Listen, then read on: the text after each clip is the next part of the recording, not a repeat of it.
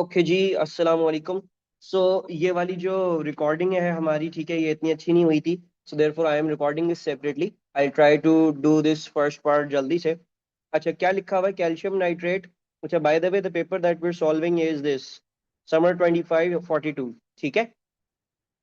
सो क्या लिखा हुआ है? Calcium nitrate decomposes on heating. Write in equation for the decomposition. So the equation is calcium nitrate, ठीक है जी, decompose on heating into calcium oxide plus your nitrogen dioxide and your oxygen. और इसकी balancing जो है वो इस तरीके से हमारे पास होती है। फिर क्या लिखा हुआ है? Describe the trend in decomposition temperature of the group two nitrates, explain your answer. तो हम सबको पता है कि the decomposition temperature increases down the group. The decomposition temperature increases down the group, increases down the group।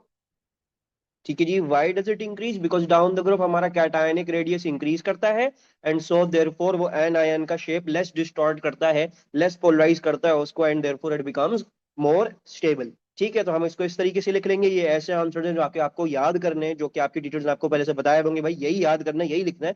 तो यही लिख के जाना है। आपके 100 में से आप गारंटी कर सकते हो 10-15 मार्क्स, 10-15 तो नहीं, 10 मार्क्स तो आप एटलीस्ट ये रट्टे बेसिस पे जो है वो ले लोगे आराम से। So the decomposition temperature increases down the group uh, as the cationic radius increases down the group.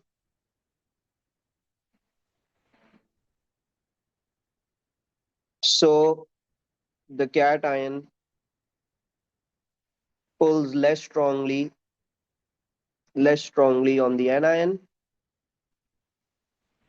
On the anion, distorting its shape less.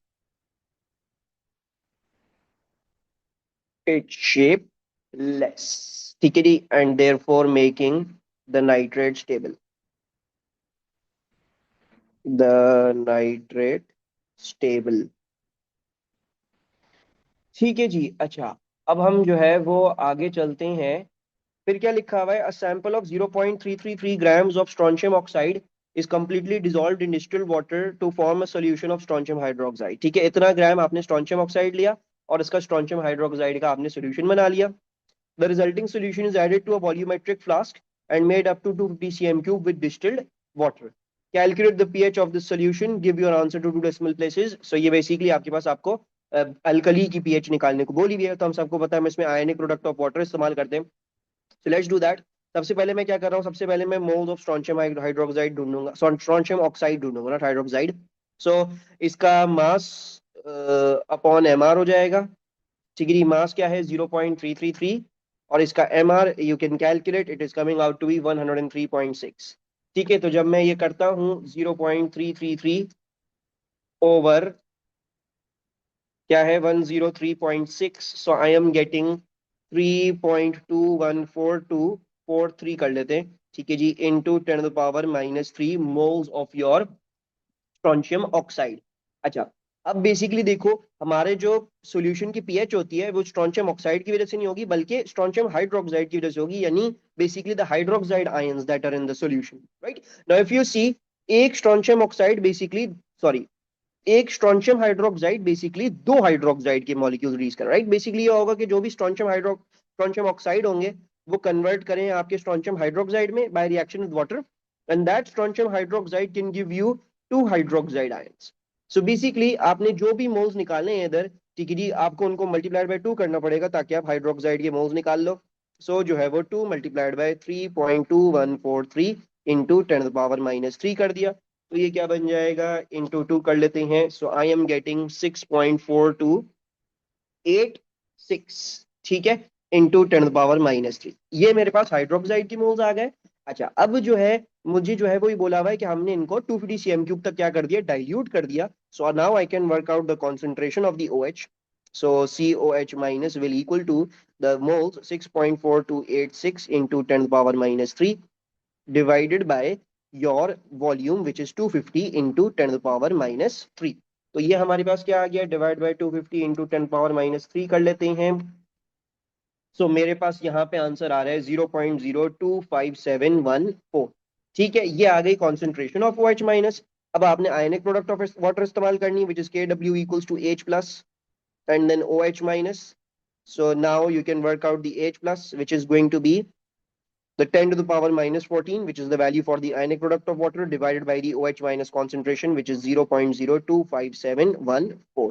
ठीक है जी, ये हम कर लेंगे तो हमारे पास H plus की कॉन्स्टेंट आ जाएगी, तो 10 की पावर माइनस 14 डिवाइडेड बाय 0.025714, तो ये आ गया मेरे पास H plus की कॉन्सेंट्रेशन आ गई 3.8889 into 10 to the power minus 13.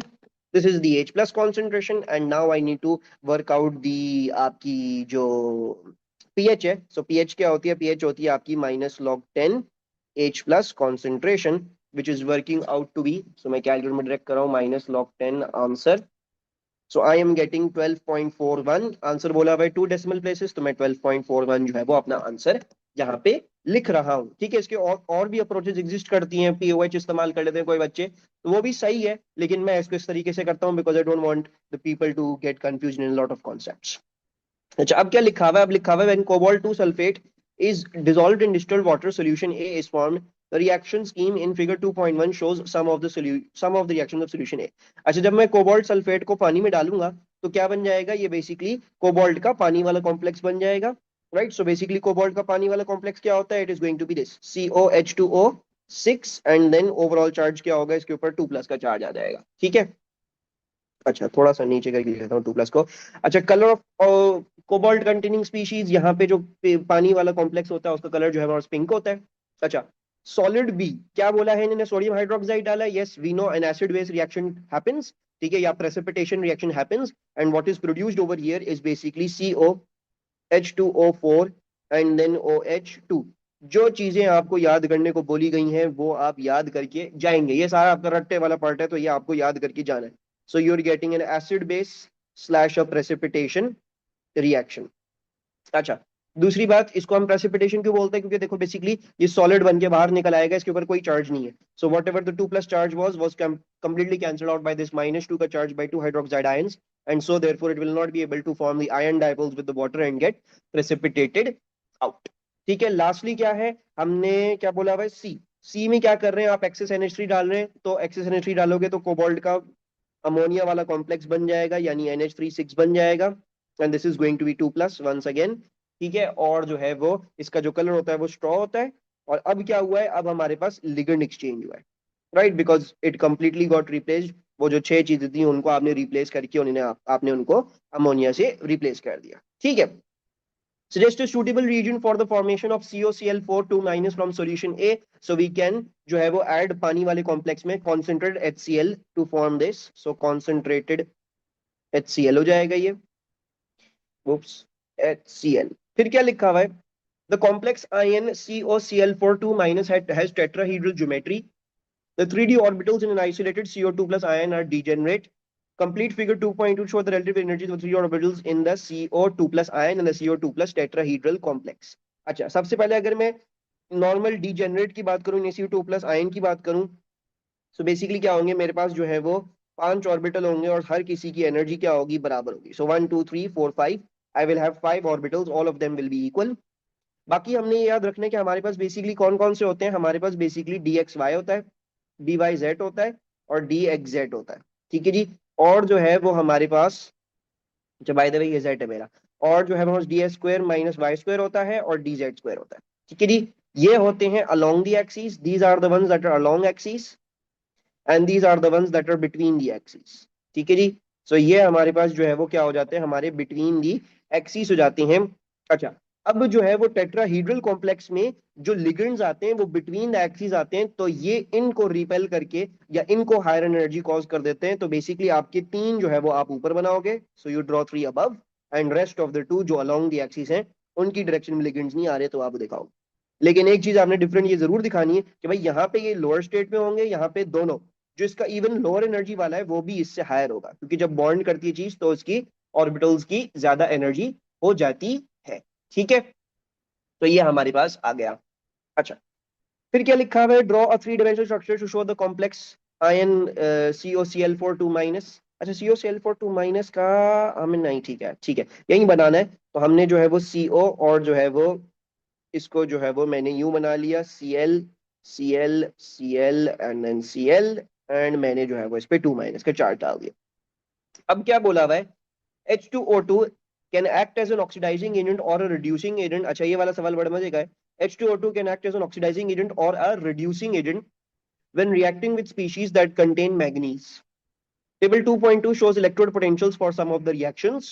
आपने क्या करना है, आपने ये बताना है कि H2O2 कब ऑक्सीडाइजिंग एजेंट की तरह बिहेव करेगा और कब रिड्यूसिंग एजेंट की तरह बिहेव करेगा, यानी which the reaction with species। सबसे पहली बात तो आपने ये याद दिमाग में लेके आनी है कि ऑक्सीडाइजिंग एजेंट क्या होता है, खुद रिड्यूस होता है, खुद रिड्यूस होता है। और खुद रिड्यूस का मतलब क्या है, reduction is the gain of electrons. So therefore अभी फिलहाल जब मैं H2O2 को as an oxidising agent behave करवाना चाह रहा हूं तो मुझे बेसिकली उसको खुद गेन ऑफ इलेक्ट्रॉन्स करवाने पड़ेंगे। So either I can choose this equation, क्योंकि देखो यहाँ पे H2O2 गेन ऑफ इलेक्ट्रॉन्स कर रहा है, या फिर मैं जो हूँ वो ये वाली इक्वेशन चूज कर सकता हूँ, क्योंकि यहाँ पे भी हमारा H2O2 क्या कर रहा है, वो अपनी इलेक्ट्रॉन्स को गेन कर रहा है। You can not choose this equation, why, because इसमें H2O2 और इलेक्ट्रॉन्स दोनों ऑपोजिट साइड पे हैं, तो H2O2 will lose those electrons, not gain those electrons. ठीक है, सो ये नहीं चूज कर सकते। अच्छा, ये चूज कर लिया आपने, सपोज कर लेते हैं अभी फिलहाल I am going to work with this one. सही है, दूसरी बात देखोगी इसमें एसिडिक कंडीशंस है, so since it has acidic condition so it can only be paired with another acidic equation। ठीक है, अल्कलाइन इक्वेशन के तो हम पेयर नहीं करेंगे, हम इसके साथ पेयर करेंगे, so I'm going to choose this। अच्छा, अब ये देखो, तुम लोगों ने जो H2O2 वाली चूज करी थी वो ऐसे चूज करी थी कि तुमने इलेक्ट्रॉन्स को लेफ्ट हैंड साइड पे रखा था, है ना। तो अब ऑब्वियसली जो मैग्नीज वाली चूज होगी उसमें इलेक्ट्रॉन्स लेफ्ट हैंड साइड पे नहीं हो सकते, क्योंकि भाई दो इक्वेशंस ऐसी नहीं हो सकती जिसमें इलेक्ट्रॉन लेफ्ट हैंड साइड पे हो। Both of them can not be reduction equations, one of the equation should be reduction, the other should be oxidation, right. So therefore मुझे इस इक्वेशन को क्या करना पड़ेगा, रिवर्स करना पड़ेगा। I will have to reverse this, and so अब मुझे फिर इनकी फिजिबिलिटी निकालनी पड़ेगी। देखो, +1.78 -1.22 फिजिबल बन जाएगा, बिल्कुल बन जाएगा, पॉजिटिव में आएगा तो वो हम जो है वो लिख देंगे उसको। ठीक है, so H2O2 acts as oxidizing agent with Mn2+, क्योंकि रिवर्स करेंगे तो Mn2+ आपका रिएक्टेंट बन जाएगा with Mn2+, as your E standard cell is basically what, 1.78 -1.22, because हमने 1.22 वाले को रिवर्स किया है। ठीक है, मैं ये लिख नहीं रहा, मेरे पास जगह खत्म हो जाएगी, तो मैं जो है ना डायरेक्ट इसको सब्ट्रैक्ट करके लिख रहा हूँ यहाँ। 1.78 -1.22, तो ये मेरे पास आ गया 0.56, तो इसका 0.56 आ रहा है, सो देयरफॉर मैं दिखा दिया फीजिबल है। अब मैं अपनी इक्वेशन लिख के दिखाऊंगा। हमने क्या किया, हमने H2O2 + 2H+ + 2E- और 2H2O ये वाली चूज करी है, और दूसरी वाली क्या है, इसको रिवर्स करना है। ठीक है, क्या हो जाएगा, Mn2+ + 2H2O is equivalent to MnO2 + 4H+ + 2 electron, right?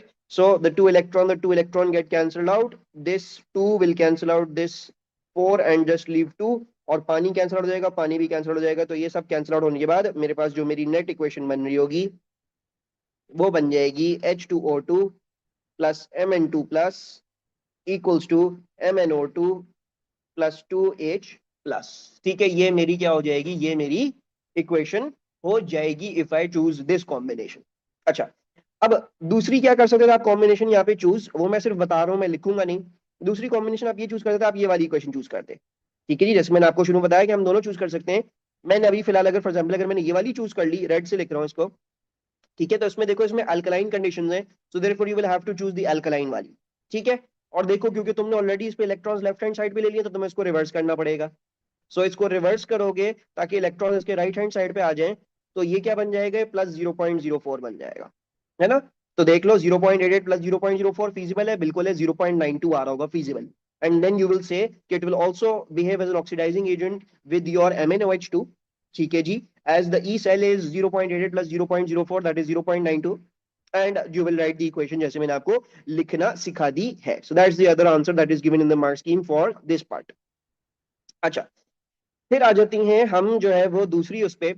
अब क्या बोला हुआ है, H2O2 acting as reducing agent. Reducing का मतलब क्या है, रिड्यूसिंग का मतलब ये होता है कि खुद ऑक्सीडाइज होता है, और जो चीज खुद ऑक्सीडाइज होती है वो क्या करती है, वो इलेक्ट्रॉन्स को लूज करती है, loss of E-, right? So basically I will choose this equation now। ठीक है जी, now I will do it with that। So I will choose this equation, why, because in this the H2O2 and the electrons on the opposite sides, so therefore ये जो है वो मेरे पास क्या हो जाएगा, मेरी जो मुझे इसको खुद ऑक्सीडाइज करवाना है यानी रिड्यूसिंग एजेंट की तरह बिहेव करवाना है, तो वो हो जाएगा। अच्छा, दूसरी बात ये है कि भाई मुझे H2O2 को रिएक्टेंट बनाना है ना। ये तो अभी प्रोडक्ट साइड पे है, तो मुझे क्या करना पड़ेगा, मुझे इस इक्वेशन को रिवर्स करना पड़ेगा। रिवर्स कर दिया हमने, तो जो है वो आपके पास क्या बन जाएगा, आपके पास ये बन जाएगा -0.68। अब मैं क्या करूंगा, अब मैं मैग्नीज की एक ऐसी इक्वेशन चूज करूंगा जिसमें मेरे पास जो है वो क्या हो रहा हो, मेरे पास जो है वो जो जब मैं इसको ऐड करूं उसके अंदर, तो मेरे पास फिजिबल आ रहा हो रिएक्शन। ठीक है, ये तो नहीं हो सकता क्योंकि -0.6 एंड -0.04 तो मजीद माइनस हो जाएगा। That's not going to be answer, so going to choose this equation. ठीक है, you can only choose this equation, तो मैं ये वाली चूज कर लूंगा। सही है।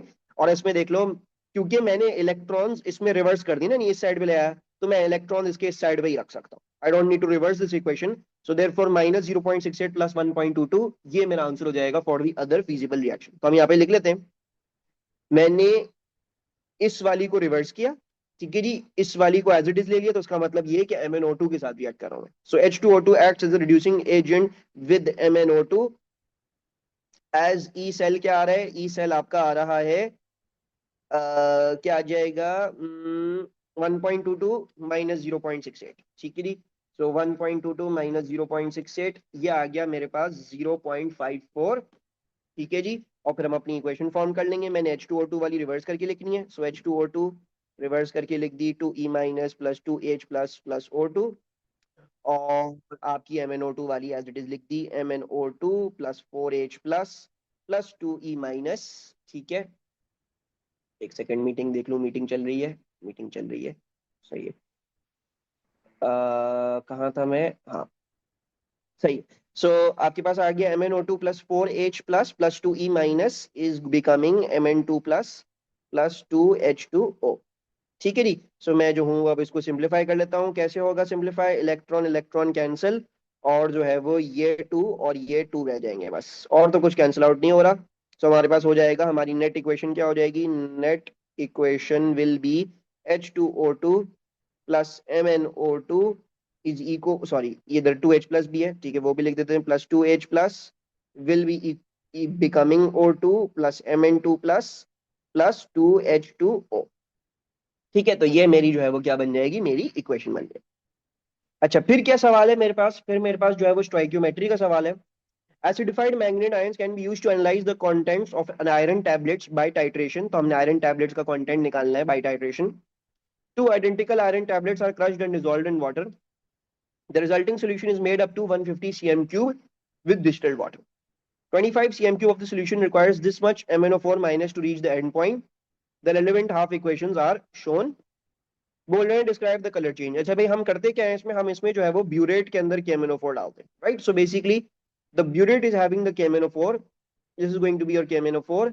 और आप अपने कॉनिकल फ्लास्क में क्या डालते हैं, आप अपने कॉनिकल फ्लास्क में रिडॉक्स टाइट्रेशन के लिए जो भी आपका Fe2+ का सोल्यूशन आप वो डाल देंगे। ठीक है, तो आपने Fe2+ का सोल्यूशन यहाँ पे डाल दिया। वैसे तो थोड़ी ग्रीनिश टिंज होती है, लेकिन हम इसको कलरलेस बोलते हैं, कोई हम बहुत ज्यादा कॉन्सेंट्रेट सोल्यूशन नहीं बनाते। तो ओरिजिनली आपका सोल्यूशन कलरलेस होगा Fe2+ का। जब इसमें KMnO4 जाएगा, ड्रॉप बाय ड्रॉप डालेंगे, तो जो भी पर्पल ड्रॉप्स जाएंगे वो कंप्लीटली यूजअप हो जाएंगे। एक पॉइंट आएगा Fe2+ कंप्लीटली यूजअप हो चुके हैं, Fe3+ बन चुका होगा, तो अब जो भी आप KMnO4 डालोगे वो आपके कलर को चेंज कर देगा, पर्पल कर देगा। So therefore you will say colourless to purple. आपका एंड पॉइंट जो है वो तब होगा जब आपका सोल्यूशन कलरलेस रह रहा होगा, और फिर एकदम से आपने जब नया नेक्स्ट ड्रॉप एक KMnO4 का डाला तो वो परमानेंटली पर्पल हो गया। सही है। फिर क्या बोला हुआ है, calculate the mass in milligrams of iron in one tablet and assume that all of the iron in the tablets Fe2+। ठीक है, तो हमने क्या करना है, हमने जो है वो मास ऑफ आयरन निकालना है एक टैबलेट में। सबसे क्या कर लेंगे, सबसे पहले MnO4 माइनस के मोल्स निकाल लेंगे, क्योंकि इसकी वैल्यूज दी हैं। कॉन्सेंट्रेशन इनटू वॉल्यूम कर लेते हैं। सो मैंने जो है वो 0.05 इंटू 18.6 इंटू 10⁻³ कर दिया। मेरे पास MnO4 के मोल्स आ जाएंगे 0.05 इंटू 18.6 इंटू 10⁻³। तो ये मेरे पास आ गए 9.3 इंटू 10⁻⁻4। सही है। ये किसके साथ रिएक्ट करा था, ये रिएक्ट करा है with 25 cm cube of this Fe2+ वाला सोल्यूशन जो हमने 150 cm क्यूब से निकाला है, right. So using the stoichiometric ratio, देखो 5 इलेक्ट्रॉन यहाँ पे भी 5 इलेक्ट्रॉन करने पड़ेंगे। सो देयरफॉर 5 5 और 5, नीचे वाली पूरी इक्वेशन को मैंने मल्टीप्लाइड बाय 5 कर दी। So that means the ratio is 1:5 का। तो देयरफॉर इफ आई से यार मुझे Fe2+ के जरा मोल्स निकाल दो, तो आप बोलोगे कि सर जो आपने KMnO4 के निकाले हैं उसको आप मल्टीप्लाइड बाय 5 कर लेंगे, बिकॉज देयर इज अ 1:5 का ratio. So I will just multiply this by 5। and I will get a new value 4.65 into 10 power minus 3 moles. ठीक है, ये मोल्स ऑफ Fe2 प्लस आ गया। अब मैंने क्या करना है बेटा, अब देखो बेसिकली ये तो 25 cm क्यूब में थे ना, लेकिन मेरा ओरिजिनल सॉल्यूशन 150 cm क्यूब का था। 25 cm cube is basically the portion of this, so I will need to do the back track working. I will say okay 25 cm cube में I have 4.65 into 10 power minus 3, 150 में मेरे पास जो है वो कितने moles of Fe2 plus थे। So we shall work that out, ठीक है जी, और आप वर्कआउट कर सकते हो इसको। तो आपके पास moles of Fe2 plus in 150 cm cube क्या आ जाएगा, आपके पास आ जाएगा 150 into, sorry 150 into answer divide by 25, so I am getting 0.0279। ठीक है, 0.0279 आ रहा है मेरे पास, ये मोल्स आ रहे हैं इन 150 cm cube of the original solution. अच्छा, ये कहाँ से बना था, ये बेसिकली जो भी टैबलेट्स बनी थी इन्हीं को क्रश करके 150 cm क्यूब बनाया था। यानी ये जो भी मोल्स आ गए ये सारे वही मोल्स होंगे जो आपके टैबलेट्स में प्रेजेंट थे। अब मैं इन मोल्स को पहले मास में कन्वर्ट कर रहा हूँ, तो मास क्या हो जाएगा, mole into M R, therefore 0.0279 into मैंने एम आर कर दिया, आयरन का एम आर जो है वो 55.8 होता है, राइट। ऑब्वियसली ए आर ले रहे हैं, एम आर तो नहीं ले रहे, लेकिन जो है वो आप समझ जाओगे इस बात को। सो 1.55682 ग्राम्स आ गया। अच्छा, ये बना था दो टैबलेट से, हमें एक टैबलेट का निकालना है, सो हम क्या कर लेंगे, मास इन वन टैबलेट क्या हो जाएगा, mass in one tablet will be equivalent to 1.55682 divided by 2। ये हो जाएगा मेरा एक टैबलेट का, और मुझे क्योंकि आंसर मिलीग्राम्स में देना है तो मैं इसको फिर मल्टीप्लाइड बाय 1000 भी कर लूंगा। So divide by 2 and then multiplied by 1000, so I am getting the answer as 778.41. So 778.41, that is the milligram answer. So I will write it down to, लिखा हुआ है नहीं, कुछ नहीं लिखा हुआ, तो 4 सिग्निफिकेंट भी है इसमें वैल्यूज, 3 सिग्निफिकेंट भी है। आप 3 सिग्निफिकेंट 4 सिग्निफिकेंट जो भी देना चाहो आप दे सकते हो। So I am going to give 778.4, 778 भी दे दोगे तो भी कोई मसले की बात नहीं है, ठीक है। अच्छा, अब आ जाते हैं हम आगे। अब क्या लिखा हुआ है, डिफाइन एंट्रोपी, और ठीक है। अच्छा जी, डिफाइन एंट्रोपी, एंट्रोपी क्या होती है, it is the measure of the number of possible arrangements of particles in a system and their energies, ठीक है। सो ये जो है वो होता है। फिर क्या दिया हुआ है आपको, एंट्रोपी का ग्राफ दिया हुआ है, विच यू नो कि वो क्या होता है, कैसे होता है, कैसे नहीं होता। तो इसमें जो है वो आप देख सकते हो कि जो है वो हमारे पास क्या आ रहा है। अच्छा, तो T1 जो है वो बेसिकली आपके पास क्या है, यहाँ पे मेल्टिंग हो रही है, ठीक है जी। So you can write this down that T1 is melting, ठीक है। बेसिकली यहाँ पे क्या होगा, यहाँ पे सॉलिड होगा, यहाँ पे लिक्विड हो गया, ठीक है जी। So therefore it has converted, ये आपके पास मेल्टिंग हो गया, और जो है वो ये आपकी गैस होगा। सो देयरफॉर ये क्या हो जाएगा, ये आपका बॉइलिंग हो जाएगा, ठीक है। सो आपने लिख दिया बॉइलिंग। फिर क्या बोला हुआ है आपको, explain why the entropy change delta S at T2 is bigger than the entropy change at T1। So you will write कि भाई बेसिकली देखो, लिक्विड से गैस जाते हुए आपकी जो इंटरमोलेक्युलर डिस्टेंस है वो ज्यादा चेंज करता है देन सॉलिड टू लिक्विड। या फिर ये लिखोगे, या फिर ये लिखोगे कि बेसिकली लिक्विड टू गैस जो चेंज इन डिसऑर्डर है वो ज्यादा होता है देन सॉलिड टू लिक्विड जो चेंज इन डिसऑर्डर आ रहा है। सो you can right the change in disorder from a liquid to gas is higher than the change in disorder from solid to liquid, ठीक है। या फिर आप जो है वो ये भी लिख सकते हो कि चेंज इन इंटरमोलेक्युलर डिस्टेंस जो है वो ज्यादा है for liquid to gas than for solid to liquid, ठीक है। बाकी जो है वो फिर नेक्स्ट उसमें ही आपको पार्ट में मिल जाएगा सब, ओके। चलो, अच्छा हम जो है ना रिज्यूम कर रहे हैं इस क्वेश्चन से, ठीक है। जो हमने कल बिल्कुल आखिर में किया था, क्योंकि हमने जल्दी जल्दी कर लिया था, तब इसको प्रॉपरली कर लेते हैं, ठीक है, क्योंकि बहुत सारे बच्चों का आई फील लाइक इसमें कंफ्यूजन थी। सो जल्दी से इसको रिज्यूम करते हैं और यहीं से ही कंटिन्यू करेंगे। अच्छा, क्या लिखा हुआ है, the equation for the reduction of iron 3 oxide by carbon monoxide at 450 degree Celsius is shown. ये आयरन की आपको इक्वेशन दी हुई है और इसका डेल्टा जी आपको दिया हुआ है।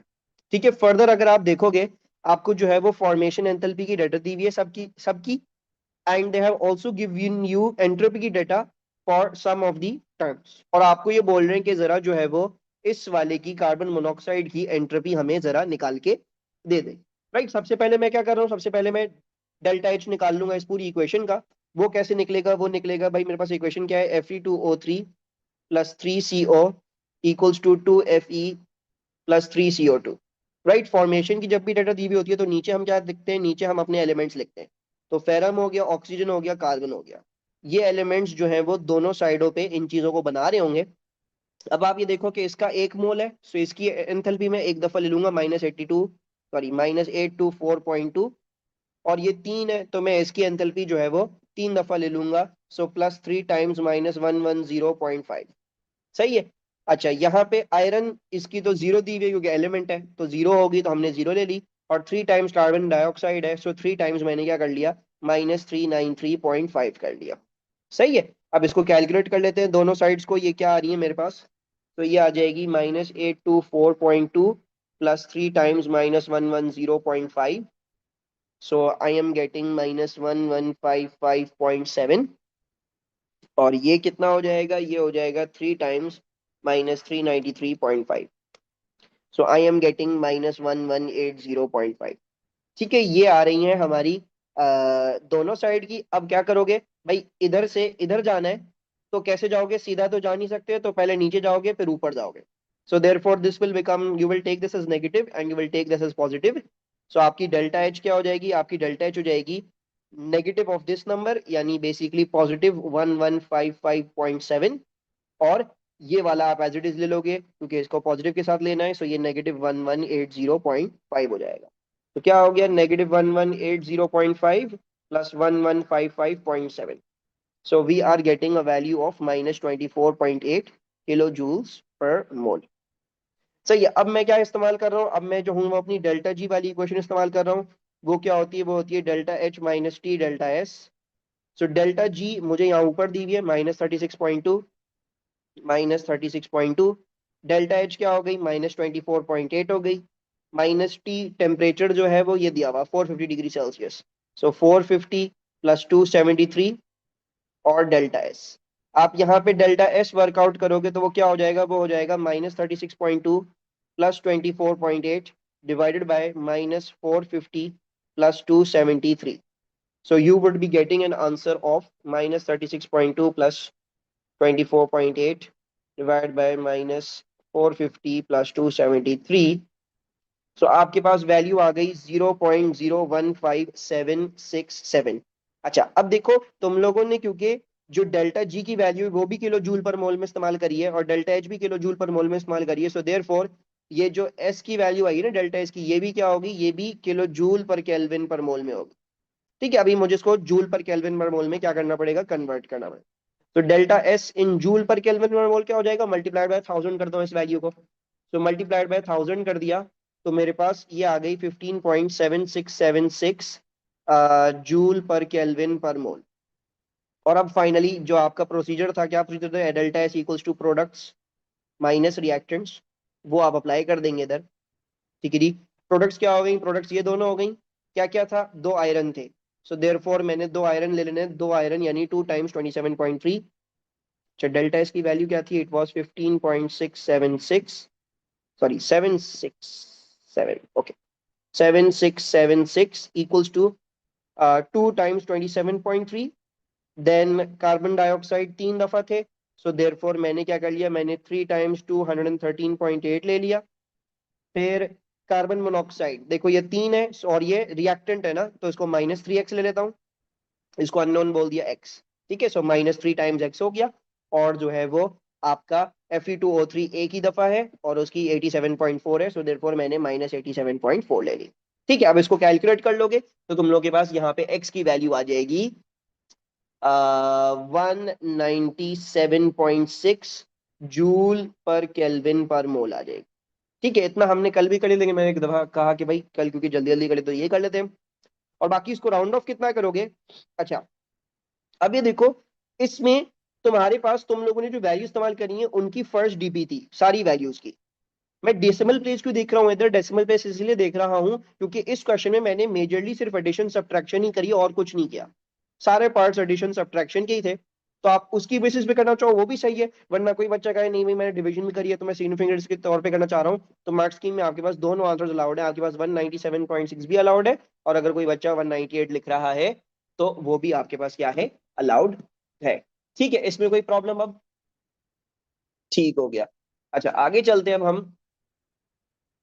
अब क्या लिखा हुआ है, iron two oxide can also be reduce to iron by carbon monoxide as shown. So state the effect of increasing the temperature on the feasibility of this reaction. Explain your answer. तो क्या ख्याल है, क्या होगा feasibility effect अगर मैं temperature को बढ़ाता हूँ? feasibility इंक्रीज होगी डिक्रीज होगी? मोर feasible होगा। ठीक है जी, सही है। Let's see. सो बेसिकली आपका जो डेल्टा जी है वो क्या होता है, वो होता है delta H minus T delta S, है ना। अब देखो बेसिकली आपका ये डेल्टा जी है, डेल्टा एच क्या दिया हुआ है, -11.1 माइनस टी, और आपका जो डेल्टा एस है वो -15.2 है। सो -15.2 इंटू 10⁻³ करके डालेंगे आप इसको। ठीक है, तो अब ये दोनों माइनस माइनस वाली चीजें मल्टीप्लाई होकर क्या बन जाएंगी, पॉजिटिव बन जाएंगी, है ना। सो बेसिकली आपका डेल्टा जी क्या हो गया, आपका डेल्टा जी हो गया -11.1 प्लस 15.2 इंटू 10⁻³ टाइम्स टी। अब अगर मैं टेम्परेचर को इंक्रीज करूंगा तो मेरी जो पॉजिटिव वाली वैल्यू है वो इंक्रीज करेगी, है ना। If I am going to increase the temperature, increasing temperature will increase positive part, और उसकी वजह से क्या होगा, मेरा डेल्टा जी मोर पॉजिटिव होता जाएगा। और मोर पॉजिटिव मींस फीजिबल और अनफीजिबल, फीजिबल, यस। ये याद रखना कि भाई डेल्टा जी जब आपका नेगेटिव होता है तो फीजिबल होता है, और जब आपका डेल्टा जी पॉजिटिव होता है तो अनफीजिबल होता है। तो क्योंकि हमारा डेल्टा जी मजीद फीजिबल मजीद पॉजिटिव हो रहा है, सो देयरफॉर हमारे पास अनफीजिबल हो जाएगा। ये क्या लिख लेते हैं हम, ये लिख लेते हैं कि as we increase the temperature, whoops, temperature, the product T delta S will become more positive,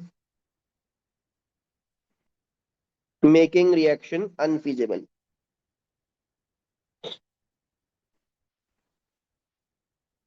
ठीक है, बाकी मैं एक कोशिश करूँ तो मैं थोड़ा जोर से बोल लूं कि फिर तुम लोगों को जो है वो आवाज सही तरह है। ठीक है, तो ये क्वेश्चन 3 कंप्लीट हो गया। अब आ जाते हैं हम क्वेश्चन नंबर 4 पे। क्या बोला हुआ है, इन aqueous solution iodide ions react with acidified hydrogen peroxide as shown in reaction 1। ठीक है, रिएक्शन 1 आपको यहाँ पे दिया हुआ है 2I minus H2O2 plus 2H plus equals to I2 plus 2H2O।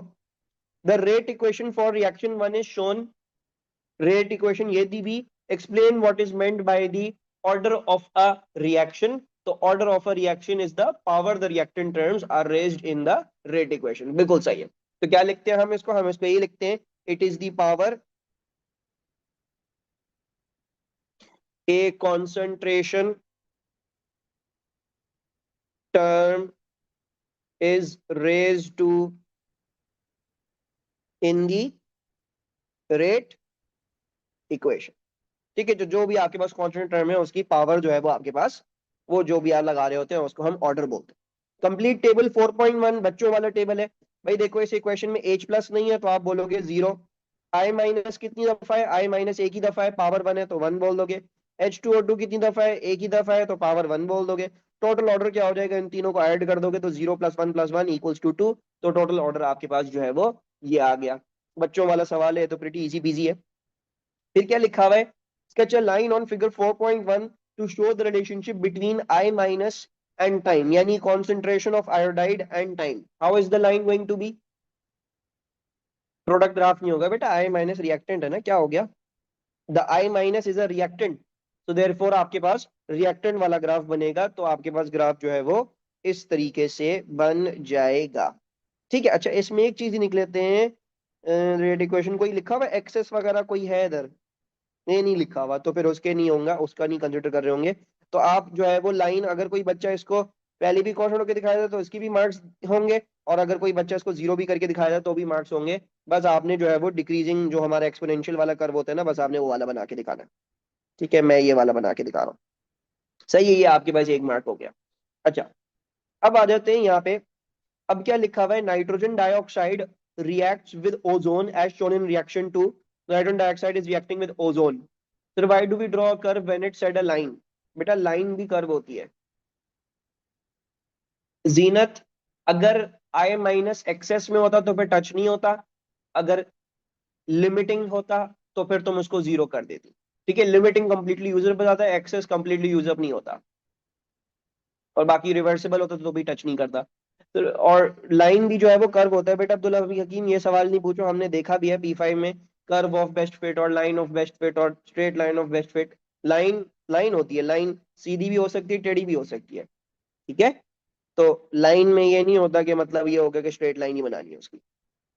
अच्छा, the rate equation for reaction two is shown. तो आपको रेट इक्वेशन क्या कर दी गई है, शो कर दी गई है इधर।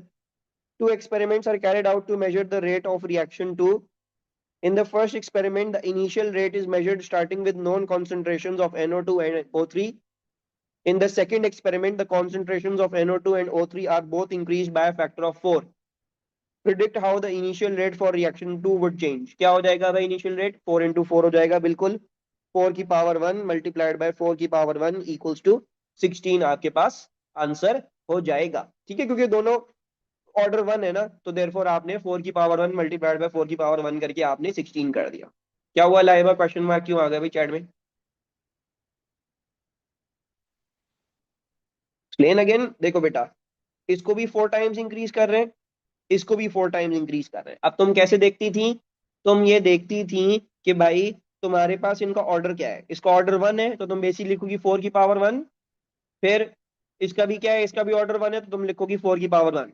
सो 4 इंटू 4 की पावर 1 इंटू 4 की पावर 1 इक्वल्स टू 16। ये लिखा हुआ 4। ठीक है बेटा, the reaction mechanism for reaction 2 has two steps. Define rate determining step. Slowest step in the reaction बिल्कुल सही है, so we'll say the slowest step in the reaction, slowest step in a multi step reaction. अब हमने क्या लिखना है, अब हमने इसकी टू इक्वेशन सजेस्ट करनी है for the mechanism of reaction two. तो आपको याद होगा मैंने इसका आपको इसकी एक ट्रिक बताई थी। देखो, सबसे पहले जो है वो आप सेटिस्फाई करोगे जो आपको रेट इक्वेशन में दिया हुआ है। क्या दिया हुआ है, ये बोला हुआ है कि भाई आरडीएस तक दोनों के एक एक मॉलिक्यूल रिएक्ट करेंगे क्योंकि पावर 1 है दोनों की। सो देयरफॉर आप अपनी पहली इक्वेशन को ही रेट डिटरमिनिंग स्टेप बता दो, और पहली वाली इक्वेशन में ही आप क्या करवा दो, इनको रिएक्ट करवा दो। NO2 और O3 को रिएक्ट करके मैं क्या बनवा सकता हूं, मैं NO2 और O3 को रिएक्ट करके फॉर एग्जाम्पल मैं NO3 और O2 बना सकता हूं। ठीक है, ये बना दिया, यही मेरा आरडीएस हो जाएगा। This will be my RDS.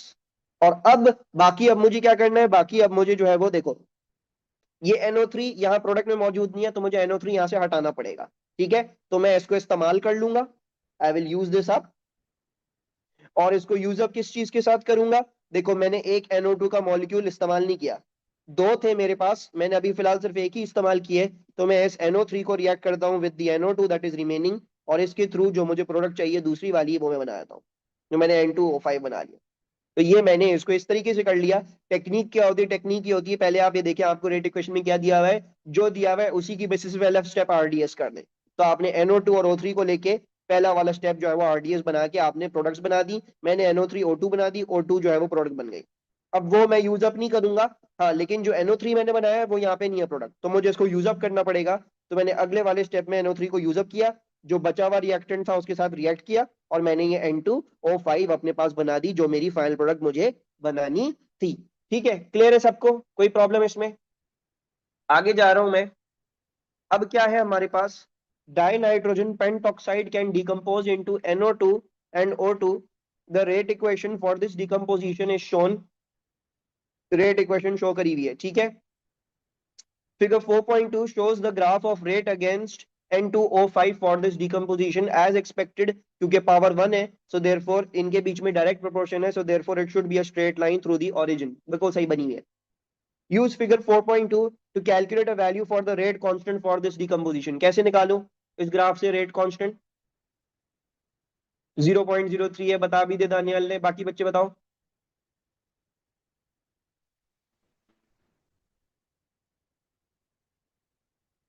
वाह, हाफ लाइफ चमार लगाऊंगा ऐसा खींच के. 0.03 as gradient. Thank you. So this is y equals to mx. So now you can basically work out the gradient, और gradient के थ्रू आप कर सकते हो, वरना आप ये भी रियलाइज कर सकते हो क्योंकि ये ओरिजिन में से जा रही है, तो आप सीधा सीधा अगर y एक्सिस वाली वैल्यू को x एक्सिस वाली वैल्यू से डिवाइड कर दोगे तो आपको उसके थ्रू भी आंसर मिल जाएगा. ठीक है, I am going to pick up this value क्योंकि ये पता लग रही है बिल्कुल exactly.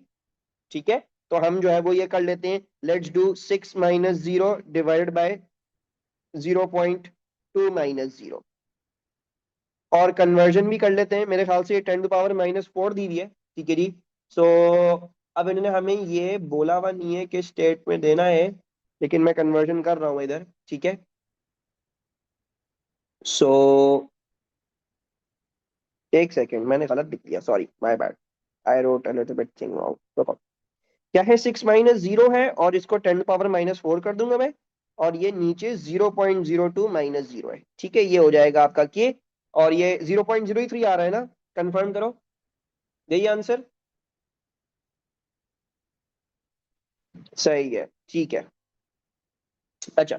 Use your answer to C1 to calculate the half life in seconds for this decomposition. Very good Junaira. तो भाई हम सबको पता है कि बेसिकली जो फर्स्ट ऑर्डर रिएक्शंस होते हैं उनके लिए क्या होता है, उनके लिए हमारे पास रिलेशनशिप होता है कि जो हमारी हाफ लाइफ होती है वो ln2 के होती है, या फिर केमिस्ट्री के बच्चों को मैंने बताई थी 0.693 के होती है, वो ln2 होती है बेसिकली. ठीक है, सो जो है वो आपने क्या कर दिया, आपने 0.693 को डिवाइड कर दिया बाई 0.03, तो वैल्यू क्या आ गई, 23.1. ठीक है जी, तो 23.1 जो है वो हम इसको यहाँ पे लिख लेते हैं. तो ये हमारा क्वेश्चन 4 भी अल्हम्दुलिल्लाह क्या हो गया है, कंप्लीट हो गया है. ठीक है, एवरीवन विद मी, आगे चलूं. ठीक है, अच्छा जी. अब आ जाते हैं हम, इक्विलिब्रिया का सवाल है आई थिंक ये नेक्स्ट. ठीक है, so let's see. Chloric 1 acid HClO is a weak Bronsted Lowry acid. ठीक है जी. When chloric 1 acid is added to aqueous sodium hydroxide, an acid base reaction takes place as shown. तो आपको दिखाया हुआ है एक acid base reaction हो रहा है. Identify the two conjugate acid base pairs in the reaction. HClO का क्या होगा conjugate base? ClO negative होगा. Thank you मिशाल. So the first one will have ClO negative. अच्छा, NaClO नहीं लिखना. NaClO क्यों नहीं लिखोगे, क्योंकि Na जो है वो स्पेक्टेटर आयन है, उसको आप छोड़ दोगे. ठीक है, HClO से ClO बनेगा. याद रखना रूल क्या होता है, रूल ये होता है गिव और टेक H प्लस, यानी H प्लस, सॉरी मिनाहेलो माय बैड, सॉरी जल्दी जल्दी पढ़ा तो मिशाल बोल दिया. अच्छा, सो रूल क्या होता है, रूल ये होता है कि आपने एक H प्लस के लेन देन से जो है वो चेंज करना है. सो HClO से एक H प्लस ले लिया तो ClO नेगेटिव बनेगा, NaClO नहीं बनेगा. ठीक है, तो डोंट राइट NaClO, उसका ख्याल रखना. दूसरी बात आ जाती है, एसिड 2 कौन सा है इसमें पूरे में, what is the acid 2? H2O, very good. और उसकी कॉन्जुगेट बेस क्या होगी? OH नेगेटिव होगी, वेरी गुड. ठीक है जी, ये आपका एसिड बन गया और उसकी कॉन्जुगेट बेस यहाँ पे OH माइनस आपके पास यहाँ पे प्रेजेंट है. अब क्या बोला हुआ है, the value for the acid dissociation constant is this. Calculate the concentration in mol per DM cube of HClO at a pH of 4.51. ये आ गई. ठीक है, ये क्या है, अभी हमारे पास ये वाला जो सवाल है वो वीक एसिड वाला सवाल है. ठीक है, so we will solve it in the weak acid way. तो सबसे पहले हम क्या कर सकते हैं, हम H प्लस की कॉन्स्टेंट निकाल सकते हैं. कैसे, 10 की पावर माइनस pH से. सो 10 की पावर माइनस 4.51 हो गई. ठीक है, और मजीद क्या करते थे हम इससे, what other assumption did we use to follow? H plus के बराबर और क्या चीज होती है इसमें, जुनैरा ने बताया है. Yes, H plus is equals to the concentration of A minus, क्योंकि जो भी H प्लस आ रहे हैं और जो भी A माइनस आ रहे हैं वो सारे के सारे एसिड के डिसोसिएट करने से आ रहे होंगे. बेसिकली देखो, आपका जो HClO होगा वही तो डिसोसिएट करके आपको H प्लस और ClO नेगेटिव दे रहा है. ठीक है, आप कहीं और से नहीं लेके आ रहे ClO negative. So therefore your H plus and your A minus should be equivalent. ठीक है, तो therefore इन दोनों की चीजें यही आ जाएंगी. अब हमारे पास क्या होता था, एसिड डिसोसिएशन कांस्टेंट वाज के ए, सॉरी नीचे ही कर लेता हूं इसको, ठीक है, K A equals to H plus A minus over HA, and then हमें निकालनी है कॉन्सेंट्रेशन निकालनी है ना, यानी मुझे HA निकालनी है. सो एच ए कैसे निकलेगी, एच ए निकलेगी H प्लस और A माइनस बराबर है, सो देयरफॉर मैं इसको H प्लस स्क्वायर्ड लिख सकता हूँ, डिवाइड बाय के ए कर सकता हूँ, है ना. सो मैं क्या कर लूंगा, मैं इसको लिख लूंगा 10 की पावर माइनस 4.51 की पावर स्क्वायर डिवाइड बाय के ए 3.7 इंटू 10 पावर -8. चेक करो, बताओ आंसर क्या आ रहा है. 0.0258. ओके लेट्स सी आंसर अगर ये है कि नहीं. 0.0258 बिल्कुल है ये, ठीक है. तो 0.0258 ये मेरी कॉन्सेंट्रेशन हो गई है. अच्छा जी, आगे आ जाते हैं. When a solution of HClO is heated, chloric 5 acid and a strong acid containing oxygen are formed as the products. Write an equation for this reaction. Okay. तो जब मैं HClO को हीट कर रहा हूं, ठीक है, तो हमने जो है वो ये बताना है कि भाई क्लोरिक 5 एसिड बन रहा है. अच्छा, आपको याद होगा ये क्लोरिक 1 और क्लोरिक 5 वाली चीज, ठीक है, क्लोरिक 1 और क्लोरिक 5 वाली चीज आपके एएस के कोर्स में थी. आपने जो है वो देखा था कि एक NaClO होता है और एक NaClO3 होता है. ये होता है आपका क्लोरिक 1, सॉरी इसको बोलते हैं हम क्लोरिक 1, और इसको हम बोलते हैं chloric 5. The reason for that is क्योंकि आपके पास यहाँ पे क्लोरीन जो है वो ऑक्सीडेशन स्टेट +1 में होता है, यहाँ पे +5 की स्टेट में होता है, राइट. सिमिलरली अगर HClO है तो क्लोरिक 5 एसिड क्या होगा, क्लोरिक 5 एसिड HClO3 होगा. और बाकी आपके पास क्या रिलीज हो रहा है, और एक और स्ट्रॉन्ग एसिड है. दूसरा स्ट्रॉन्ग एसिड कौन सा होगा, HCl होगा ऑब्वियसली. ठीक है जी, तो हमने HCl जो है वो ले लिया. ऑक्सीजन इसके अंदर नहीं है तो देयरफॉर हमने ये ले लिया. और अब इसको बैलेंस कर लेते हैं. बैलेंसिंग करनी देखनी पड़ेगी इसकी. बैलेंसिंग क्या हो जाएगी, बैलेंसिंग ये हो जाएगी कि मैं सबसे पहले इन तीनों को बैलेंस करने के लिए यहाँ 3 लगा लेता हूँ, ठीक है जी, और फिर ये 2 करने पड़ेंगे. बैलेंस हो गई, ठीक है, this will be the balancing. अच्छा, फिर क्या लिखा हुआ है, define a buffer solution. So buffer solution क्या होता है, a solution that that maintains an almost constant pH upon oops addition of small amounts of acid और अल्कली. ठीक है, आप ये भी लिख सकते हैं कि a solution that resists changes in pH when small amounts of alkali or acid are added. ये small amounts of acid और alkali important है, small amount में ही करेगा, large amount में नहीं करेगा. Suggest a substance that could be added to aqueous ethanoic acid to form a buffer solution. Explain your answer. ethanoic acid में कौन सा substance डालूं, सोडियम मिथाइनोएट डाल दूंगा, और उससे क्या होगा, सोडियम मिथाइनोएट क्या प्रोवाइड करेगा, कॉन्जुगेट बेस प्रोवाइड करेगा. Very good Zunaira. सो हमारे पास जो है वो फिर ये एक बफर सॉल्यूशन प्रोड्यूस हो जाएगा. ठीक है. अच्छा, एक चीज हम इसको थोड़ा सा रिफाइन कर लेते हैं. अच्छा, मैं आपको 2-3 चीजें इसमें बता देता हूँ. ठीक है, एक तो जुनेरा ने बताया कि आप जो है वो इथेनोइक एसिड लो और डायरेक्टली उसकी कॉन्जुगेट बेस ले लो. एक तरीका तो ये है जो कि करेक्ट है, दो इनमें से कोई गलती नहीं है.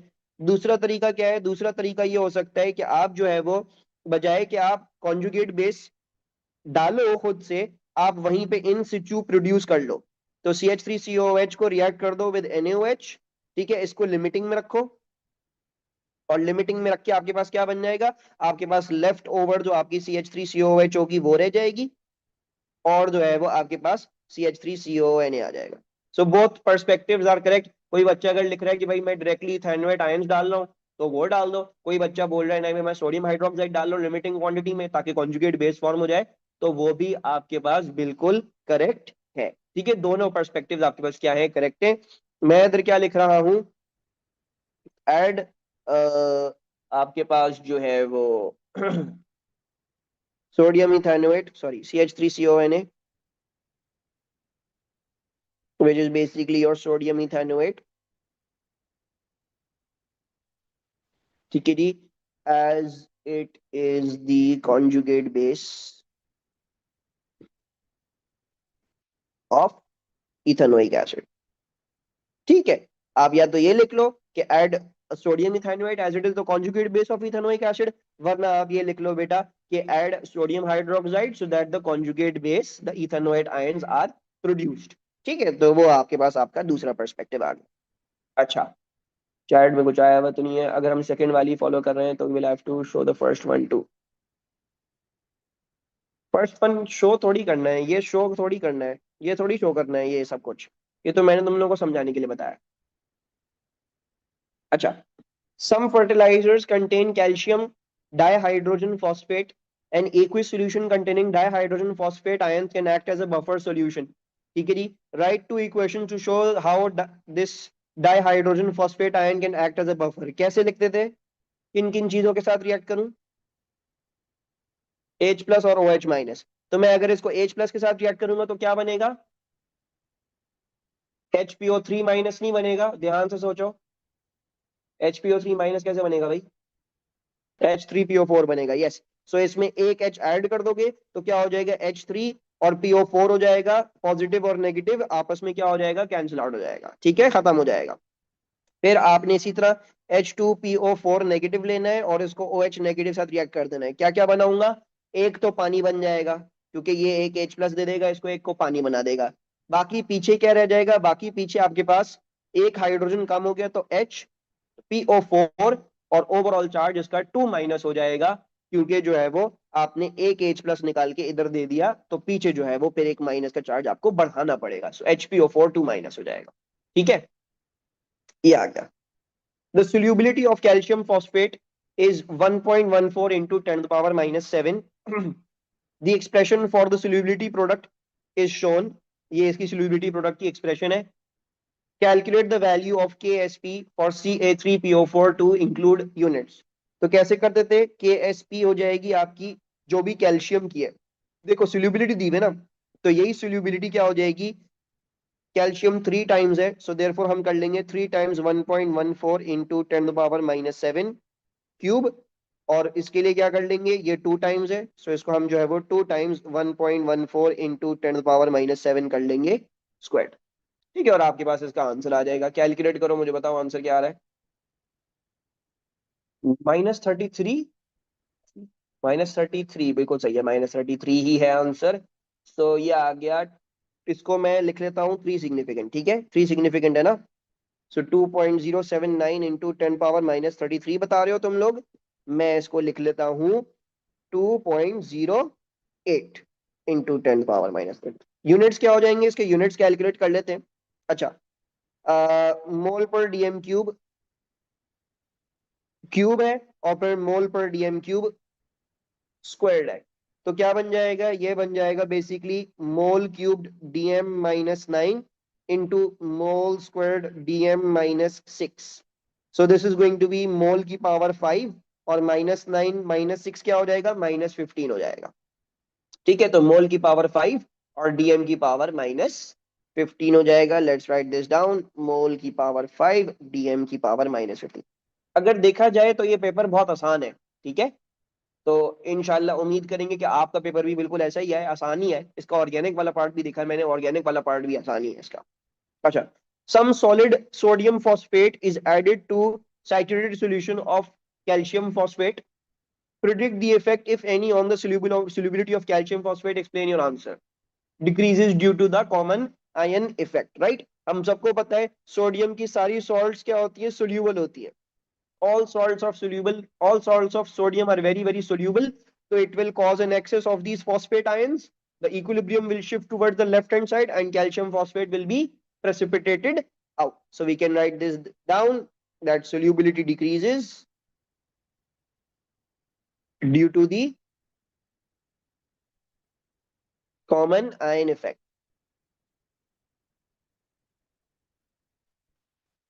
Oops, effect। ठीक है, अगर किसी को याद नहीं तो ये लिख भी लेते हैं, क्या है? Ca3PO42 है, Ca3PO42।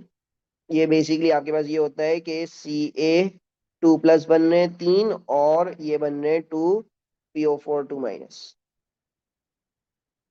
2PO4 3 minus. ठीक है, ये बन गए। अब देखो बेसिकली जब मैं सोडियम फॉस्फेट ऐड करूंगा, सोडियम फॉस्फेट क्या हो जाएगा, Na3PO4 हो जाएगा। ठीक है, व्हेन आई ऐड दिस, तो मुझे जो है वो 3Na प्लस और PO4 माइनस आयंस मिलेंगे। ठीक है, this is very very soluble. तो क्योंकि ये बहुत ज्यादा सोल्यूबल होगा तो एकदम से इसकी कॉन्सेंट्रेशन बढ़ जाएगी। जब इसकी कॉन्सेंट्रेशन बढ़ जाएगी तो यहाँ पे भी कॉन्सेंट्रेशन बढ़ जाएगी, और उसकी वजह से आपका इक्विलिब्रियम लेफ्ट हैंड साइड पे शिफ्ट आउट करके इसको प्रेसिपिटेट आउट कर देगा। And that is what we have written, this is basically the common ion effect. ठीक है, अच्छा अब चलते हैं आगे। Sir but won't you make a suggestion when only weak acid is present in this one we also have NaOH? इसमें NaOH का है बेटा, acid base reaction with NaOH। ये वाले की बात कर रही हो? ये इतना पुराना कहाँ से आ गया इतना? इसमें क्या पूछ रही हो? But won't you make a suggestion when only weak acid present in this win? No no no no no no no no no, देखो देखो देखो, क्या यहाँ पे लिखा हुआ है जीनत कि तुमने सोडियम हाइड्रोक्साइड डाला हुआ है इसके अंदर? नहीं, तो फिर क्या मतलब हुआ, ये ऊपर से अब डिस्कनेक्ट हो गया क्वेश्चन। ठीक है, ये अलग हो गया, ये अलग से तुम्हारे पास एक pH 4.51 का वीक एसिड पड़ा हुआ है। सही है बेटा। Could you explain the common ion effect? बेटा अनस बेटा यही चीजें मैंने बोली कि बेटा इसको कर लो, जरा रिवाइज कर लो। ठीक है, बेसिकली क्या हो रहा है कि सोडियम फॉस्फेट जब पानी में डिसॉल्व करेगा तो वो फॉस्फेट आयन रिलीज करेगा। सोडियम फॉस्फेट, सोडियम की तमाम सॉल्ट्स क्या होती हैं, बहुत ज्यादा सोल्यूबल होती हैं। तो बहुत ज्यादा फॉस्फेट जो है वो सोल्यूशन में रिलीज हो जाएगा, उसकी वजह से ऑटोमेटिकली ऊपर वाली इक्वेशन में भी फॉस्फेट इंक्रीज कर देंगे, तो तुम्हारा इक्विलिब्रियम लेफ्ट हैंड साइड पे शिफ्ट कर जाएगा, और तुम्हारी ये चीज जो है वो प्रेसिपिटेट आउट कर जाएगी। ठीक है, ये तुम्हारा कॉमन आयन इफेक्ट है। बाकी अगर और तुम्हें देखना हो तो फिर तो है वो तुम फिर लेक्चर की वीडियोस को जाके देख सकते हो। ठीक है, ये क्या हो रहा है? ओ गॉड, एक second.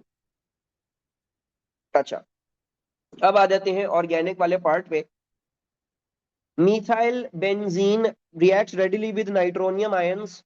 Nitronium ions are generated by the reaction between concentrated nitric acid and concentrated sulfuric acid. Write an equation for the formation of the NO2 plus ion. So HNO3 reacts with H2SO4. क्या products थी? एक product तो हमारी nitronium ion होगा NO2 plus, बाकी क्या होता था? HSO4 negative. Thank you.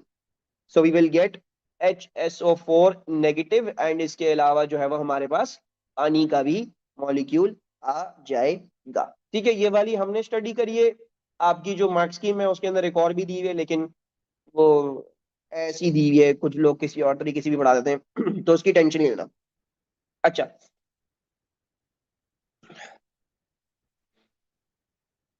complete the mechanism in figure 6.1 for the nitration of methyl benzene to form 1 methyl 2 nitrobenzene। तो ये भी सबको आता ही है। ठीक है, you all already know that.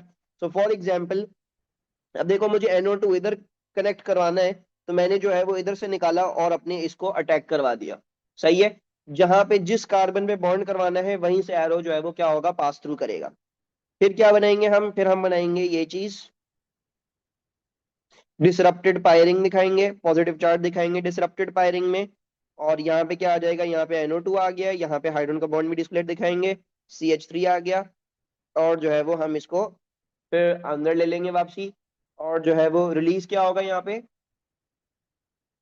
H plus release हो जाएगा, बेचारा जो है वो एलिमिनेट हो जाएगा। ठीक है, बेचारे की जिंदगी में बस यही जिल्लत ही है, जो देखो बदमाशी करके उसको बाहर फेंक देता है H प्लस की तरह। ठीक है, अच्छा आगे चलते हैं अब हम। अब क्या है हमारे पास? अब हमारे पास ये है कि phenol can be नाइट्रेटेड with dilute nitric acid. ठीक है, ये तो मिथाइल बेंजीन था। मिथाइल बेंजीन के लिए आपको वो बनाना पड़ता है, आपको ये कॉन्स्टेंट H2NO3 और H2SO4 इस्तेमाल करके आपको जो है वो ये बनाना पड़ता है न्यूक्लियोफाइल। ठीक है, लेकिन फिनॉल के लिए आपको डाइल्यूट नाइट्रिक एसिड के साथ भी आप कर दें, जैसे हमने पढ़ा था कोर्स में, तो वो हो जाता है reaction. So explain why the nitration of phenol occurs under milder conditions than the nitration of benzene. So what is the explanation? Delocalization of oxygen lone pair in pairing, making it more reactive so it attracts nucleophiles better. Very good, Zonera. P orbital from oxygen and it's delocalized into the benzene means electron density increases. Yes. तो हम क्या लिखेंगे? हम ये लिखेंगे the lone pairs on the oxygen in phenol delocalize in the benzene ring, increasing the electron density in it. That is why it is able to attract nucleophiles. Nucleophiles है electro, एक second, ये तो electrophile है, nucleophile किसने बोला? Nucleophile थोड़ी electrophile है भाई, इलेक्ट्रोफिलिक सब्स्टिट्यूशन होती है ना ये तो। So that is why it is able to attract electrophiles much more strongly.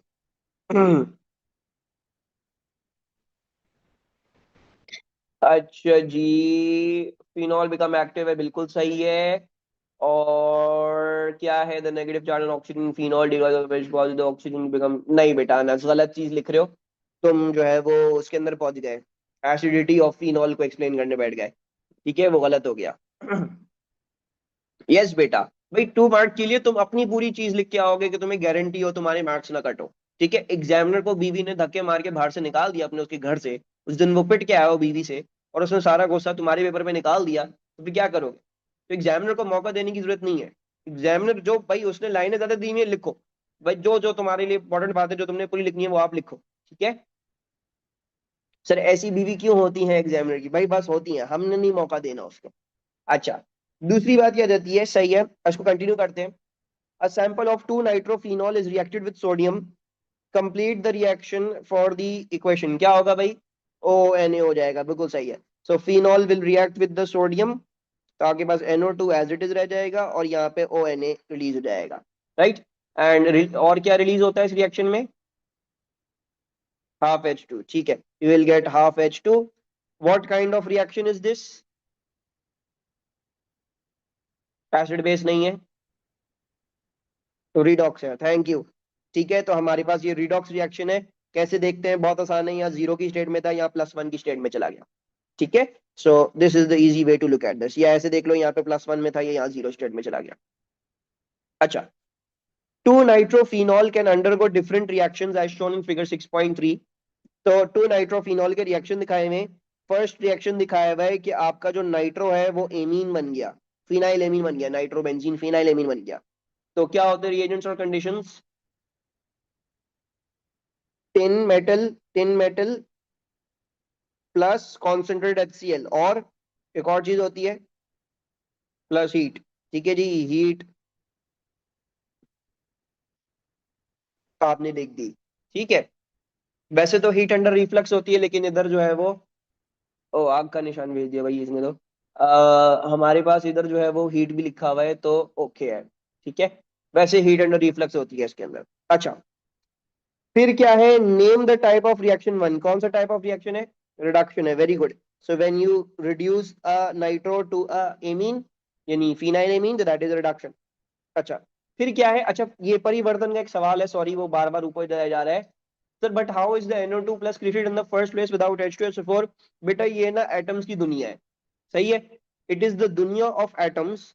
When you have such a large amount of population, then what can spontaneously on its own happen बेटा, is that the HNO3, जो ये आपका HNO3 है, ठीक है जी, इसमें से, यानी ये जब आपके इसके करीब घूम रहा हो ना एक्टिवेटेड पाई रिंग के, तो ये इस तरीके से अट्रैक्ट हो सकता है कि इसमें से NO2 अलग होके यहाँ लग जाए और फिर वो सारा हो जाए। ठीक है, क्योंकि हमारे पास बेसिकली एक मोल में 6.02 इंटू 10 पावर 23 पार्टिकल्स होते हैं, राइट। सो इसकी वजह से बहुत पॉसिबिलिटी होती है, कुछ मॉलिक्यूल्स हो सकता है खुद ही रैंडमली डिसोसिएट कर रहे हो, कुछ जो है वो एक्टिवेटेड फायरिंग के पास करीब पहुंच के हो सकता है उनके अंदर से वो NO2 खींच के बाहर आ जाए। तो वो इस तरीके से है तुम्हारे पास जो इसकी एक्सप्लेनेशन है। ठीक है, so when you have there this many amount of molecules ना, then these chance based things, ये छोटी छोटी चीजें जो है वो ये होती हैं काफी common when we have such a large amount of molecules। अच्छा, reaction 2 is carried out at room temperature. Draw the structure of the organic product from reaction 2 in figure 6.3। Organic product क्या होगी इधर?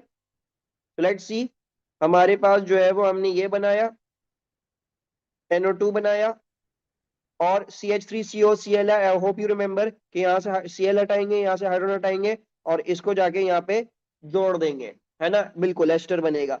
सो let's draw this ester. So oxygen C double bond O and then CH3, ये आपके पास क्या बन गया, आपके पास आपका ये बन गया। किसी ने अगर स्केलेटल बनाना है तो स्केलेटल वो बना देगा इस तरीके से,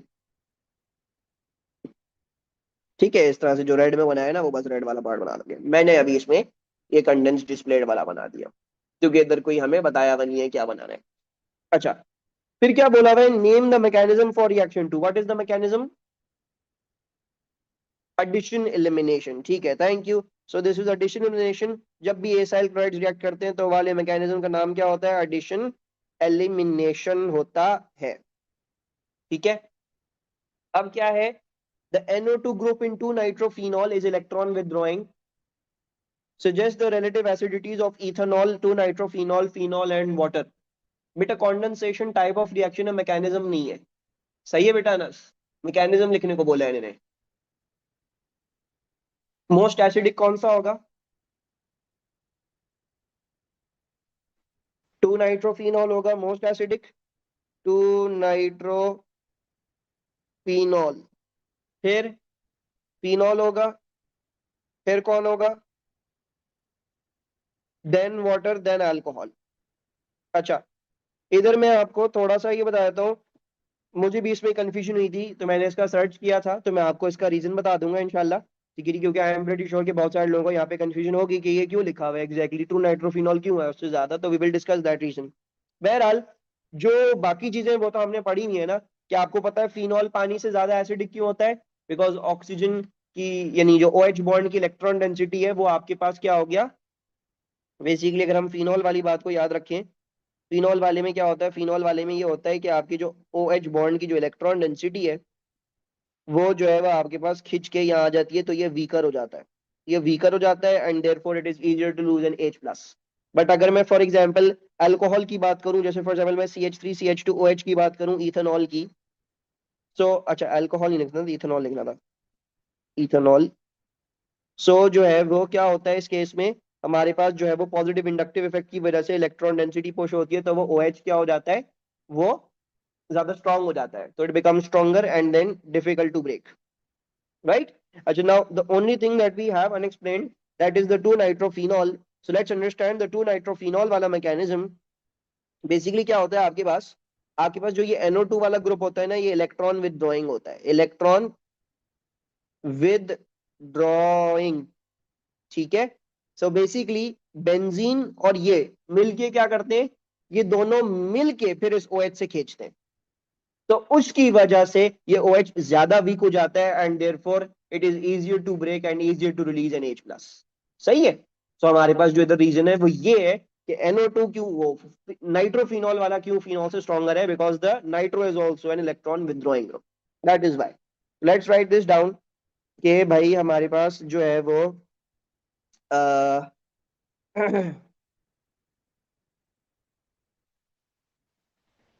इसको हम पहले इथेनॉल से एक्सप्लेन करते हैं, ठीक है, ताकि फिर फिनोल नाइट्रोफिनॉल तक पहुंचे तो फिर हम सही बात लिखते हैं, ठीक है।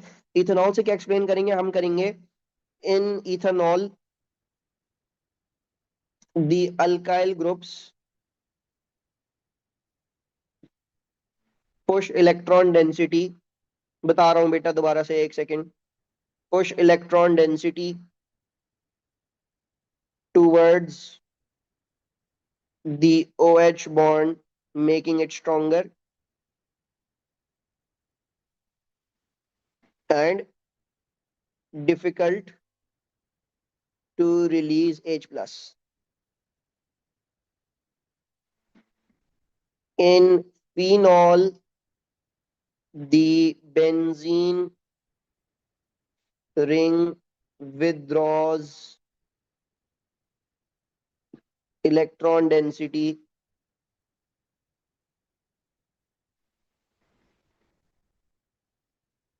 from the OH bond, and into nitrophenol,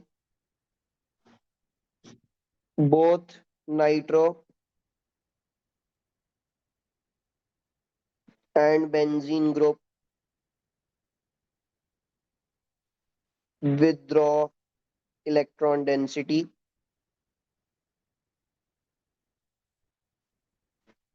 from OH bond, making it weaker and easier to release H plus। ठीक है फजर बेटा, समझ में आ गया। नाइट्रो वाला बेसिकली आपका इलेक्ट्रॉन विद्रोइंग ग्रुप है। जैसे बेंजीन OH बॉन्ड से खींच को उसको वीकर कर देता है, इसी तरह नाइट्रो भी तुम्हारे पास मिल के जो है वो बेंजीन की हेल्प करके तुम्हारी मजीद जो है वो खींच लेगा वहां से इलेक्ट्रॉन डेंसिटी फिनॉल OH वाले उससे। ठीक है। दूसरा तुम लोगों के पास क्या तरीका था, दूसरा जो तरीका था वो ये था कि तुम ये बता दो कि एक दफा ये फिनॉक्साइड बन गया तो स्टेबल कर दिया जाता है। जैसे in the case of ethanol, अगर वो फॉर एग्जांपल इथॉक्साइड बन जाए तो वो स्टेबल नहीं होगा, बिकॉज वो इलेक्ट्रॉन डेंसिटी पुश करके यहाँ पे नेगेटिव चार्ज को कॉन्सेंट्रेट कर देगा। बट फिनॉल और नाइट्रोफिनॉल में क्या होगा, वो जो फिनॉक्साइड बन रहा होगा वो नेगेटिव चार्ज को अपने ऊपर डिलोकलाइज कर सकता है और उसको स्टेबलाइज कर सकता है। तो वो दूसरा वाला पर्सपेक्टिव जो था, जो हमने सीखा था, वो भी लिखोगे तो वो भी यहाँ पे करेक्ट है।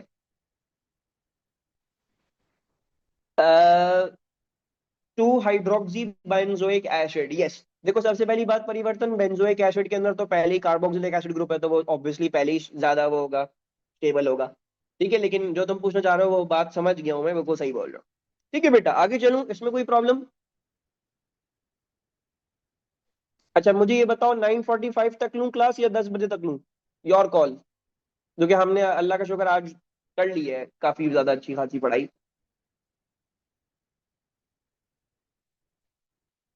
45? अच्छा एक काम करते हैं ना, आपकी ना मेरी 9:50 तक ले लेते हैं क्लास। ठीक है, let's try to complete this question till 9:50। सही है, फिर हम बस क्लास खत्म कर देंगे, बाकी फिर हम ये सवाल क्वेश्चन जो बाकी फिर ये पेपर कल करेंगे। अच्छा, अब क्या आ जाओ, अब क्या लिखा हुआ है? अब लिखा हुआ है सल्मा ब्यूटामॉल, सल्मा नहीं है, सैल ब्यूटामॉल है। ठीक है, बस मैं इसको सलमा ही बोल रहा हूँ। ठीक है, salbutamol is a pharmaceutical drug that contains a phenol functional group. तो आपके पास इसके अंदर जो है वो एक फिनॉल का फंक्शनल ग्रुप है। ठीक है जी। Name and classify the three other functional groups, और कौन कौन से फंक्शनल ग्रुप्स हैं सल्मा ब्यूटानॉल में? Alcohol, alcohol and amine, but wouldn't it be better that you specify primary alcohol, secondary alcohol and then secondary amine, है ना? ये ज्यादा बेटर होगा। आप हमेशा से अपनी कोशिश यही रखो बेटा कि आप जो है वो इसको इसी तरीके से जो है वो मेंशन करो कि भाई जो आपका प्राइमरी है, जो सेकेंडरी, और उसके हिसाब से। ठीक है, तो मैं जो हूँ वो इधर लिख देता हूँ अल्कोहल। पहला अल्कोहल मेरा प्राइमरी हो गया, तो ये मैंने प्राइमरी ले लिया। और जो है वो फिर मेरे पास एक और अल्कोहल है, ये वाला मेरा सेकेंडरी अल्कोहल हो गया। ठीक है जी, तो मैंने इसको सेकेंडरी बोल दिया। और फिर जो है वो मेरे पास एक एमीन ग्रुप है, एमीन ग्रुप भी मेरा सेकेंडरी है। सबको समझ में आ रहा है ना एमीन सेकेंडरी कैसे है? सही है। सल्मा ब्यूटामॉल reacts with Br2 to form the organic product X, draw the structure of X। हाँ जी, क्या करूंगा मैं सल्मा ब्यूटामॉल में? 246 पे। ठीक है, तो अगर मैं इसको कॉपी पेस्ट कर लूं, वो कहाँ गया यार, इसने मेरी वो उड़ा दी। Wow, zoom has removed my stylus controls. अरे यार ये क्या बकवास है यार, मुझे बनाना पड़ेगा ये सल्मा ब्यूटामॉल पूरा। है अल्लाह, भाई ख्वारी बच्चों के लिए होनी चाहिए, ये पढ़ाने वाले के लिए इतनी ख्वारी क्यों रखी है इन लोगों ने, है?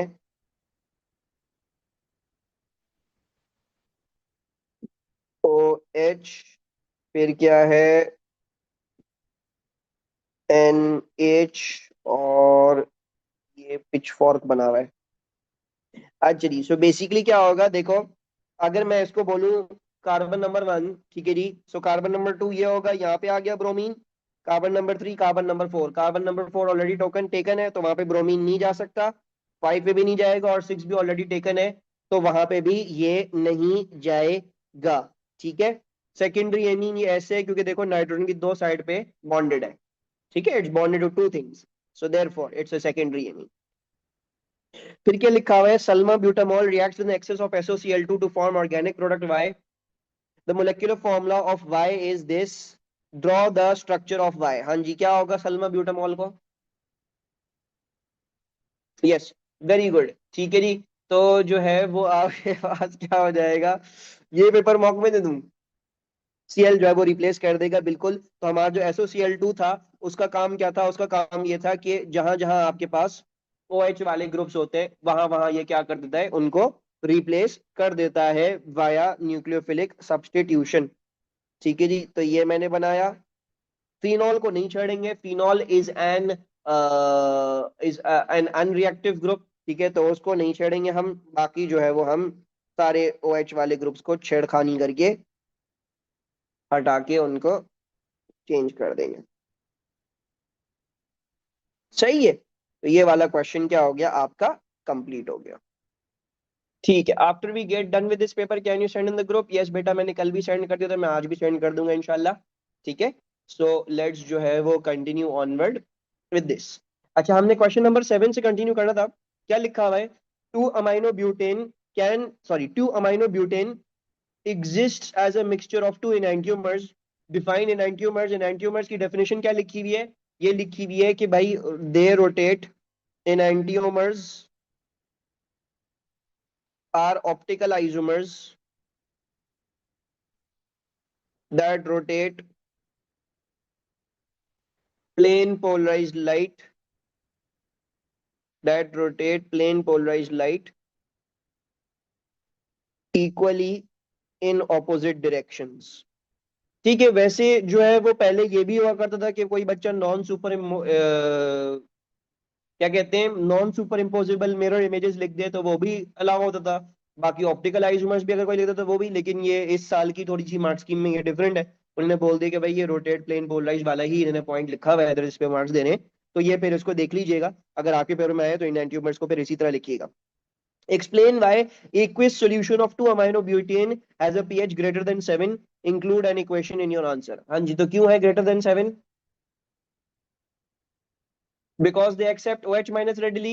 Daniel, Chamar Khan है H plus. Yes.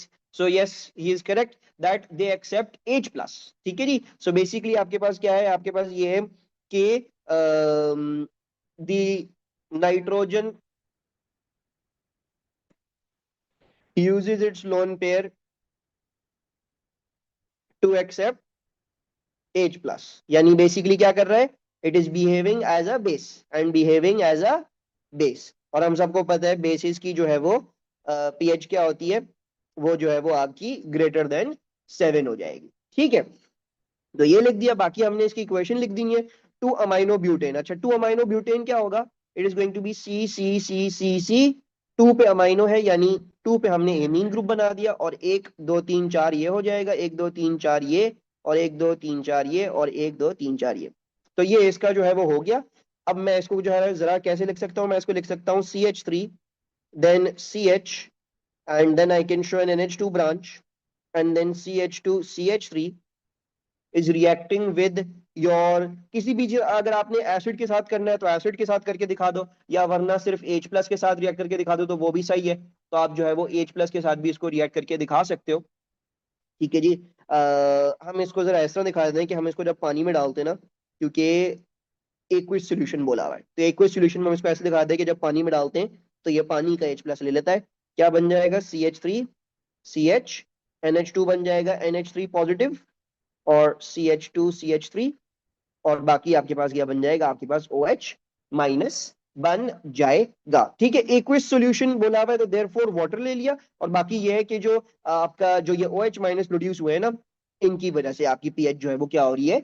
Less than 7 जा रही है एक्चुअली। ठीक है, एक्चुअली हमारे पास ये है कि जो ये OH माइनस प्रोड्यूस करने हो रहे हैं ये आपकी पीएच को ग्रेटर देन 7 करवा रहे हैं। अच्छा, फिर क्या लिखा हुआ है? A 0.1 mole per dm cube solution of diethylamine has a higher pH than a 0.1 solution of 2-amino-butane. What is the reason? Why does the diethyl have a greater pH? Abdul Rahman बेटा, पानी के साथ ही लिखना है क्योंकि लिखा हुआ है एक सोल्यूशन में जब डालते हैं तो पीएच ग्रेटर देन 7 क्यों है। तो मैं ये दिखाना है कि वो पानी का H प्लस लेके उसको OH माइनस बना रहा है। ठीक है, you have to show it like that. More electron donating of the alkyl group, ठीक है जी, बिकॉज द अल्काइल, ठीक है। तो बेसिकली रीजन क्या है? रीजन ये है कि यहाँ पे डाई इथाइल है, और यहाँ पे आपके पास क्या है? यहाँ पे आपके पास बेसिकली हमने ये बनाया ना, इसमें देखो इस NH2 के साथ क्या लगा हुआ है? सिर्फ एक ही अल्काइल ग्रुप लगा हुआ है ना। So therefore limited positive inductive effect होगा या लिमिटेड जो है वो इलेक्ट्रॉन डेंसिटी पुशिंग होगी। तो यहाँ पे सिर्फ एक अल्काइल ग्रुप पुश कर रहा है, वेरएज डाई इथाइल में दोनों तरफ से अल्काइल डेंसिटी या अल्काइल अपनी इलेक्ट्रॉन डेंसिटी पुश कर रहे होंगे। जैसे फॉर एग्जांपल ये NH होगा और इसकी इस साइड में भी CH2CH3 होगा और इसकी इस साइड में भी CH2CH3 होगा, right? And both of the alkyl groups will be pushing their electron density towards the your nitrogen, making its lone pair more available and therefore easier to bond to an H plus। ठीक है, तो हम जो है वो ये बात यहाँ पे लिख देते हैं कि diethyl amine has more alkyl groups pushing their electron density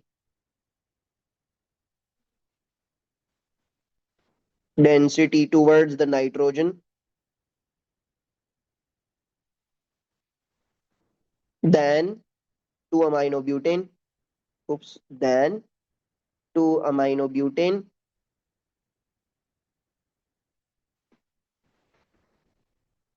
making the lone pair more available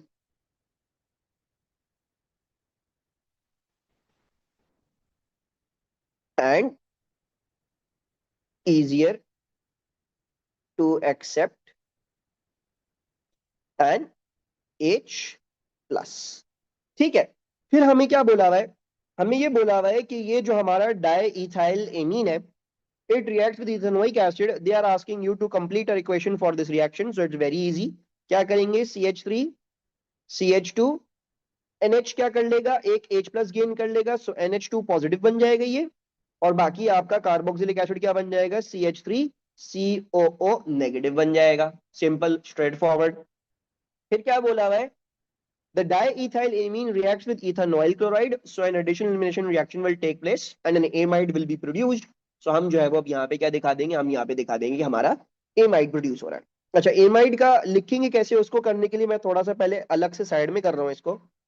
तो CH3 CH2 क्या होगा, NH, and then CH2 CH3 होगा, and this is bonding with your CH3 COCl, तो CH3 COCl, right. होता क्या है हमारे पास, होता ये है कि यहाँ से Cl रिमूव होता है, यहाँ से हाइड्रोजन रिमूव होता है, और जो है वो आपके पास आप यहाँ पे इसके साथ जाके क्या कर जाओगे, बॉन्ड कर जाओगे। ठीक है, so how can I right this down, मैं इसको ऐसे लिख सकता हूं, अगर मैं यहां से शुरू करूं CH3 से, तो CH3CON इतना लिख लेता हूं पहले, CH3CON ये लिख लिया मैंने।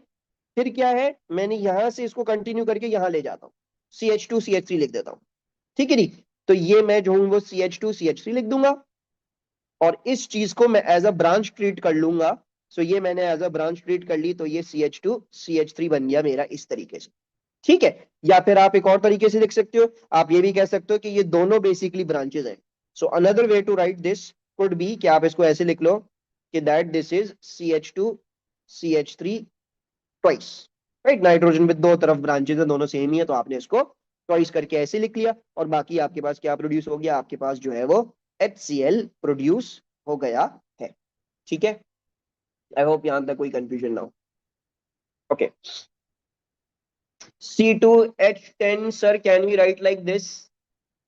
C2H10, you're saying as the that thing, क्या कहते हैं, हाँ थैंक यू ये बताने के लिए, ये रह गया था, थैंक यू।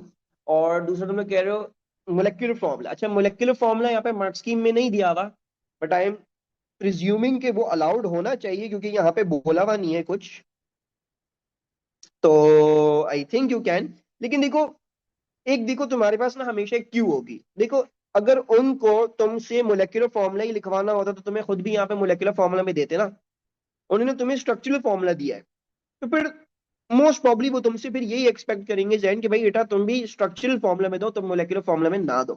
ठीक है, अब मुझे नहीं पता, मैं एग्जामिनर नहीं हूँ, तो क्या पता वो जो है वो उसको कंसिडर कर ले उस पॉइंट पे, और हो सकता है कि वो कंसिडर ना करे, लेकिन और मोस्ट प्रॉब्ली ये होगा वो कंसिडर नहीं करेगा, क्योंकि उसने खुद आपको स्ट्रक्चरल दिए मेथड। अच्छा, फिर क्या बोला हुआ है, table 7.1 shows monomers that can undergo polymerization. पहला वाला मोनोमर कौन सी टाइप ऑफ पॉलीमराइजेशन को अंडरगो करेगा, एडिशन करेगा। इज सफा करेक्ट? एडिशन करेगा, बिल्कुल एडिशन करेगा। कैसे पता चल रहा है एडिशन करेगा? आपको यहाँ पे डबल बॉन्ड छुपा के दिया हुआ है, आपको इसको खोलना पड़ेगा। You will have to see कि ये CH2 है, फिर आपके पास एक C है, उसके ऊपर CH3 है, एंड देन COOH है। अब एक दो, इसके दो बॉन्ड है और इसके भी दो बॉन्ड है, तो लाजिमन इन दोनों के बीच में क्या आ रहा होगा? यहाँ पे डबल बॉन्ड आ रहा होगा। So therefore it must be going addition polymerization. और बाकी दो क्या होंगे? बाकी दोनों के दोनों आपके कॉन्डेंसेशन हो जाएंगे, क्योंकि इसमें आपके पास अल्कोहलिक ग्रुप और एसाइल क्लोराइड ग्रुप है, so it's going to be condensation. और इसमें भी आपके पास कार्बोक्सिलिक एसिड ग्रुप और एमीन ग्रुप्स हैं जो कि एमाइड लिंकेज बना देंगे। सो ये भी क्या हो गया? आपका कॉन्डेंसेशन हो गया। ठीक है, फिर क्या लिखा हुआ है? Ethanedioic acid can react with propane 1,3 diamine to form polymer W. Draw a section of polymer W showing only one repeat unit. The new functional group formed should be displayed. तो हमने functional group क्या करना है? Display draw करना है। इसकी technique क्या होती है? आपने क्या कर लिया? आपने ये चीज पहले बना ली। देखो, मैंने COOH ये बना लिया और COOH ये बना लिया। ठीक है, ये एक तरफ बना लिया। दूसरी तरफ में क्या बना लूंगा? दूसरी तरफ में ये बना लूंगा। ये क्या है भाई? ये है NH2, फिर CH2, CH2, CH2 and then NH2। अब मैं क्या कर सकता हूं? अब मुझे बस अपनी जो मुझे लिंकेज बनानी होती है, एमाइड लिंकेज, वो बना सकता हूं। सो मैं यहाँ से OH हटाऊंगा, यहाँ से एक हाइड्रोजन हटा के दूसरे वाले हाइड्रोजन को यहाँ नीचे लेके जा रहा हूँ, इन दोनों को यूं मिलाऊंगा। ये मेरा क्या हो गया? मेरी जो एमाइड लिंकेज थी वो मैंने डिस्प्ले दिखा दी इधर। बाकी मैं क्या कर दूंगा, क्योंकि मुझे पता है यहाँ एमाइड लिंकेज बन रही है, तो जाहिर बात है ये COH तो नहीं होगा, ये भी एमाइड लिंकेज में टेक पार्ट कर रहा होगा। तो मैं इसको यूं बना देता हूँ, और मैं इसको भी यहाँ से ये हटा के इसको भी एमाइड लिंकेज का पार्ट बना देता हूँ, यानी सिर्फ NH कर देता हूँ। तो ये क्या बन गया? ये मेरी पॉलीमर चेन बन गई। फिर क्या लिखा हुआ है? Poly alkenes biodegrade very slowly. Explain why, what is the reason? Because they are chemically inert, very good. और क्या हो सकता है? कांट बी हाइड्रोलाइज चाहिए, और इनके अंदर नॉन पोलर बॉन्ड्स होती हैं, वेरी गुड। तो इसको एक्सप्लेन करने के आपके पास ये तीन पहलू होते हैं। क्या पहलू होता है? आप ये लिख सकते हो, they are chemically inert, chemically inert. Number two, आप क्या लिख सकते हो? आप ये लिख सकते हो कि they are difficult to hydrolyze, या फिर आप क्या लिख सकते हो? आप ये लिख सकते हो कि C bonds are non polar. अच्छा, और मैं आपको एक चीज बता देता हूं कि ज्यादा अच्छा जो पॉइंटर है ना, वो ये वाले हैं। डिफिकल्ट टू हाइड्रोलाइज यानी हाइड्रोलाइसिस नहीं हो सकती इसकी, और ये नॉन पोलर बॉन्ड में, ठीक है, ये ज्यादा अच्छी हैं। ये मतलब मैंने जो पिछली मार्क स्कीम्स देखी हैं उसमें ये दो लिखे हुए होते हैं, ये वाला तो इस दफा की मार्क स्कीम का है। तो नॉन पोलर या डिफिकल्ट टू हाइड्रोलाइज वाली पॉइंटर ही लिख के आओगे तो ज्यादा बेटर है आपके लिए, ठीक है, क्योंकि वो आई एम श्योर कि वो हमेशा ही होगा मार्क स्कीम में। नॉन पोलर वाला तो हमेशा ही होता है, ठीक है, तो नॉन पोलर वाले पे ज्यादा फोकस करो। अच्छा, अब क्या लिखा हुआ है? Compound A is analyzed by carbon 13 NMR and proton 1H NMR spectroscopy. State the reference substance and a solvent that can be used in the NMR spectroscopy. So what's the reference substance? TMS, tetramethyl silane, TMS इस्तेमाल करते हैं, और बिल्कुल solvent जो है वो हमारा CdCl3 होता है। परफेक्ट। अब क्या लिखा हुआ है? Predict the number of peaks in the carbon 13 NMR spectrum. So can you predict the number of peaks? Murphy is saying 6, Zaid 5 बोल रहे हैं, आयशा 6, सफा 6, हर कृष्ण 5, दानियाल कह रहे हैं आई थिंक 6, अनस 4 गिन रहे हैं। अनस आंखें सही करवाओ अपनी, शाबाश। फातिमा भी 5 बोल रही हैं, फजर और जैन 6 बोल रहे हैं, सही है। अच्छा, लेट्स सी। सो क्या टेक्निक थी? सबसे पहले तो आपने ये देखना है कौन कौन सी कार्बन की इन्वायरमेंट्स है ना? तो हाँ, तुम भी अपनी आंखें सही करवाओ। ये एक कार्बन की इन्वायरमेंट है, ये एक कार्बन की इन्वायरमेंट है, ये है, ये है, ये है और ये है, राइट। ये 6 कार्बन की इन्वायरमेंट है। अब मैं क्या कर लूंगा? मैं इनका पहले स्ट्रक्चरल फॉर्मूला, मतलब जो ये होने चाहिए वो लिख लेता हूं। तो ये CH3 होगा, ये भी CH3 होगा, 1 2 3 ये CH होगा, 1 2 3 4 ये C होगा, 1 2 3 4 ये C होगा, ये CH2 होगा और ये CH3 होगा, राइट। नाउ कैसी गिनेंगे, देखो सबसे पहले मैंने इसको अलग गिन लिया क्योंकि ये पहली इन्वायरमेंट है, ऑब्वियसली मैंने इससे पहले कोई इन्वायरमेंट गिनी नहीं, तो ये अलग हो गई। CH2 वाली, क्या CH2 CH3 जैसा हो सकता है? बिल्कुल नहीं हो सकता, CH2 और CH3 का फॉर्मूला अलग है, तो वो अलग हो गया। फिर C डबल बॉन्डो आ गया, क्या मैंने ऐसी इन्वायरमेंट कभी पहले गिनी है? मैं कहूंगा नहीं भाई मैंने नहीं गिनी, तो देयरफॉर ये 3 हो गई। फिर ये वाला C डबल बॉन्डो इस C डबल बॉन्डो की तरह नहीं है, क्यों नहीं है? क्योंकि फॉर एग्जाम्पल इस C डबल बॉन्डो का नेबर CH2 है, लेकिन इस C डबल बॉन्डो का नेबर O है। तो these are two different environments, एक कार्बोनाइल ग्रुप है, एक एस्टर ग्रुप है। सो ये वाली एनवायरनमेंट भी क्या हो गई आपकी? डिफरेंट हो गई। 1 2 3 4 हो गया ये। फिर ये CH, हमने इससे पहले कोई CH वाली एनवायरनमेंट नहीं गिनी, तो ये एनवायरनमेंट नंबर 5 हो गई। और फिर मैंने आपको बताया था कि जब भी आपके पास एक कार्बन पे दो ब्रांचेस हों, तो वो ब्रांचेस क्या होंगी? अगर सिमिलर हैं तो वो एक ही इन्वायरमेंट है। So since these CH3 are the branch on this same CH, so therefore they will be taken as one environment. These both will be in your environment number 6. So your total environments are 6. ठीक है, clear? Any problem? Okay, अब आ जाते हैं आगे। अब क्या लिखा हुआ है? The proton 1H NMR spectrum of A shows peaks in 4 different chemical environments. Complete table 8.1 for the proton 1H NMR spectrum of A. तो अब हमें ए का 1H NMR स्पेक्ट्रम बनाना है। मैं क्या कर रहा हूं, मैं जो हूं वो इसको पहले हटा के साइड में कर रहा हूँ 2 मिनट, और मैं जरा जो हूं ना वो ये स्ट्रक्चर उठा लाऊं। मुझे जो है वो इसका AI सिलेक्ट चाहिए, ये ड्रॉ करूंगा मैं कॉपी। ठीक है जी, ये उठा के हम वापस इधर लगा लेते हैं, सही है। और I don't know if this will work or not, hopefully it does, yes perfect. ठीक है, तो अब हम इसको देख लेते हैं, इसका 1H NMR स्पेक्ट्रा देख लेते हैं। अच्छा, सबसे पहले तो 1H NMR स्पेक्ट्रा देखने के लिए आपको पहले ये देखना पड़ेगा कहाँ कहाँ हाइड्रोजन मौजूद है। तो आपने सबसे पहले देख लिया, ये CH3 हो गया, ये भी CH3 हो गया, ये 1 2 3 ये CH था, ये 1 2 3 4 ये C हो गया, ये C हो गया, ये CH2 हो गया, ये CH3 हो गया। तो इन टोटल आपको कितनी हाइड्रोजन की एनवायरनमेंट्स दिख रही हैं? आपको दिख रही हैं ये 3 हो गई, और ये 2 हो गई, ये 5 हो गई। और ऑब्वियसली हम ऑलरेडी ऊपर गिन चुके हैं कि ये दोनों सेम होंगी ये वाली ब्रांचेस, तो हाइड्रोजन एनएमआर में भी वही चीज एग्जिस्ट करती है। जो मैं अब इसको काउंट कर लेता हूँ, मैं इसको लिख लेता हूँ कि अब कौन सी होंगी। अच्छा, मैं इसको लेबल भी इधर से ही कर दूंगा ताकि फिर हमें आसानी हो समझने में। So let's say this is 1, this is 2, this is 3 and this is 4। ठीक है, अब सबसे पहले क्या कर लेते हैं, 5 नहीं है 4 है बेटा। देखो, ये एक हो गई, ये एक हो गई, दो, फिर ये तीसरी और ये चौथी। ठीक है, वो तो बोल रहा था तो इसलिए वो हो गया, वो 4 ही है। मतलब I was just telling you कि ये 5 जगह हैं जहां जहां हाइड्रोजन है। अच्छा, ये आ गई। अब सबसे पहली बात क्या आ जाती है, मैं जो हूं अब इसको सॉल्व करने की कोशिश करूंगा। तो मेरे पास सबसे पहले ये देखो, मुझे एक हिंट दी हुई है 6 वाली। There is one environment that has got 6 hydrogens. So if you look at it very closely, it's going to be this one. बेटा अल्फा, अब ये हाइड्रोजन एनएमआर स्पेक्ट्रा है। ठीक है, it is an H NMR spectra. H NMR में क्या देखोगे, कहाँ कहाँ हाइड्रोजन है, राइट। जो तुम्हारी कार्बन एनवायरनमेंट C डबल बॉन्डो वाली थी, अब वो थोड़ी गिनोगी तुम, बिकॉज उनमें तो हाइड्रोजन नहीं है ना बेटा? सही है जी।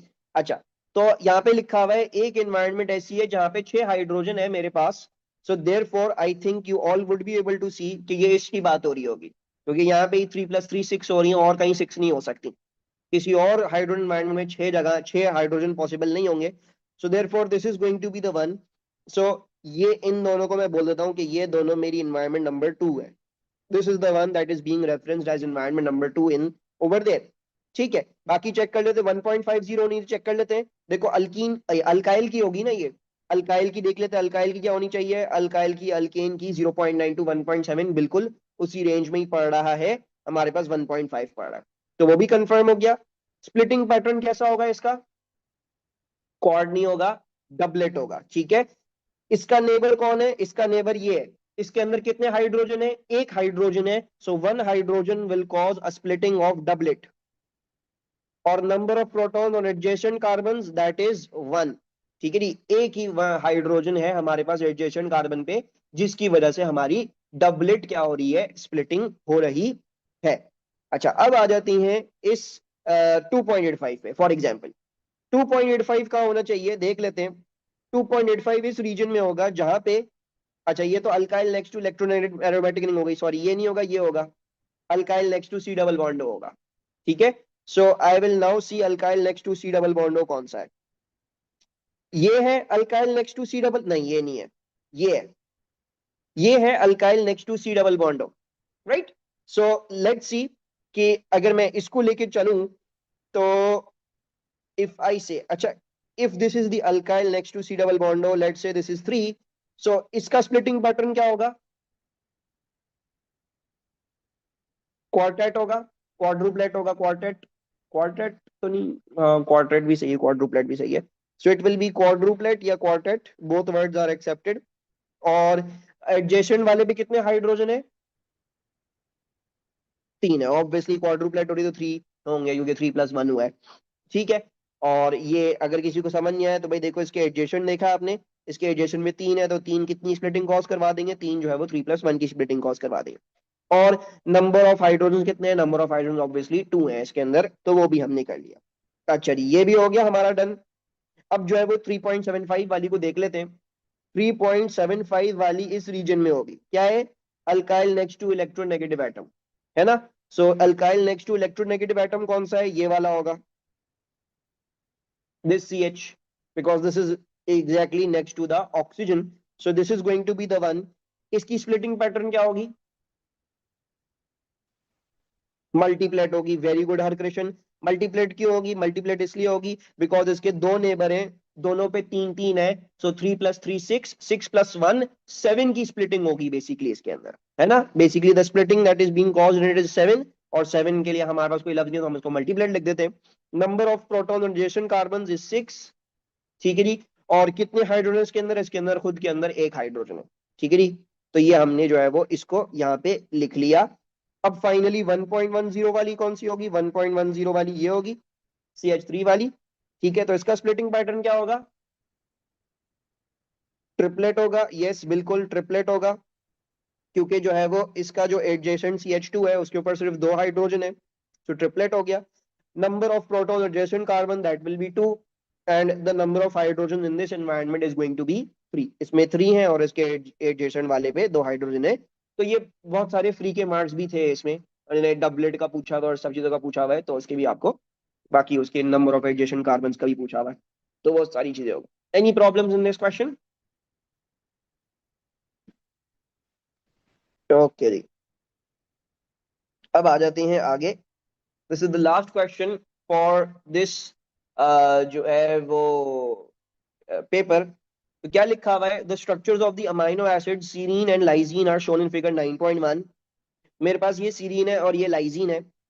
Draw the structure for the dipeptide serlys with with molecular formula this the peptide functional group should be formed displayed, okay no problem। सरलाइस बोला हुआ है तो पहले मैं सर बनाऊंगा, तो सर बना दिया मैंने पहले, NH2 C CH2OH H और COOH। जाहिर बात है ये COOH की तरह एग्जिस्ट नहीं कर रहा होगा, ये तो कौन H बन जाएगा जब ये एमाइड लिंकेज बनाएगा। सो देयरफॉर मैं इसको डिस्प्लेट बनाता हूँ, मैं इसको C डबल बॉन्ड हो एंड देन इसके NH के साथ लिंक कर देता हूँ, तो ये हो जाएगा NH। सही है, और बाकी मुझे बस अब ये बनाना है, तो मेरा डाइपेप्टाइड बन गया है। CH COOH then CH2 CH2, कितने CH2 है भाई, ये 1 2 3 4, एक काम कर रहा हूं मैं, NH2 इस तरह से कर लूं होशियारी।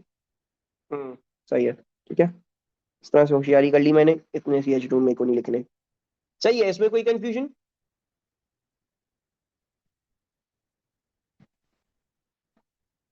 Okay. The isoelectronic point of serine is 5.7 and lysine is 9.7. State what is meant by the term isoelectronic point. When the charge in an amino acid is the same. No, that's not the correct way to write. pH at which zero ion exists, और एक और तरीका भी होता है when it has no overall charge. बिल्कुल सही। So it is the pH at which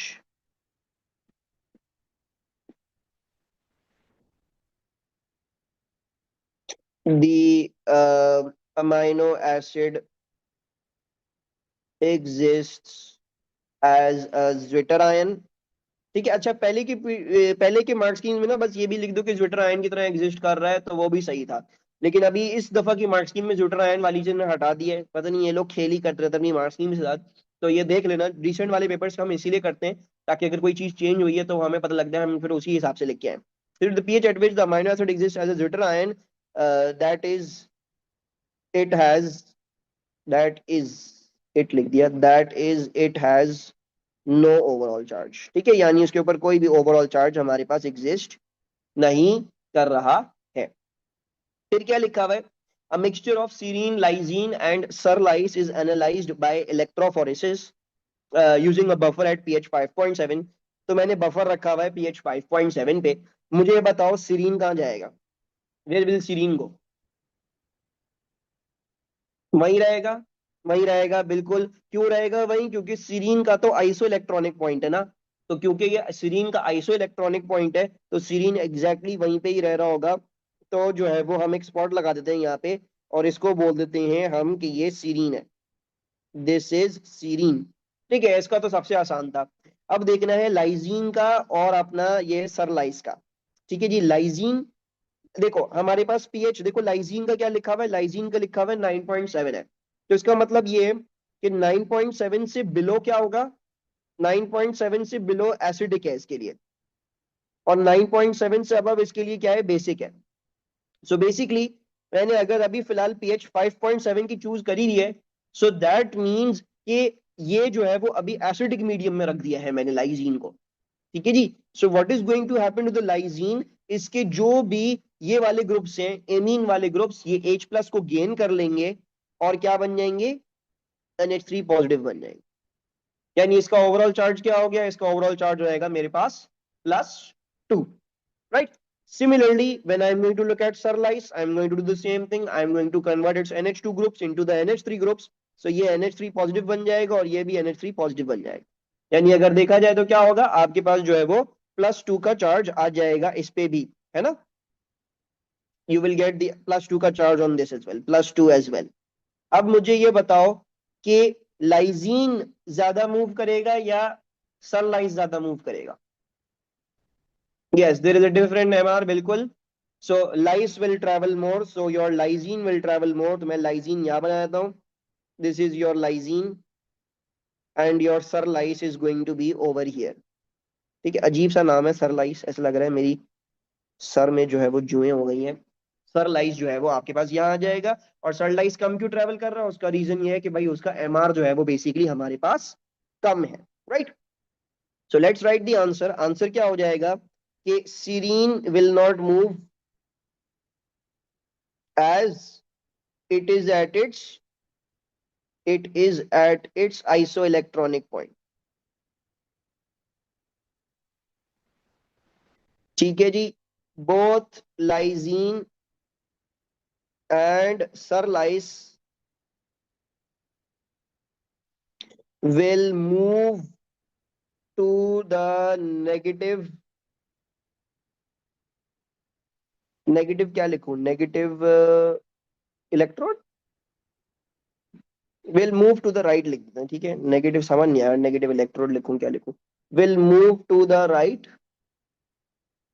and both lysine and cerlice will move to the right as they have a positive charge।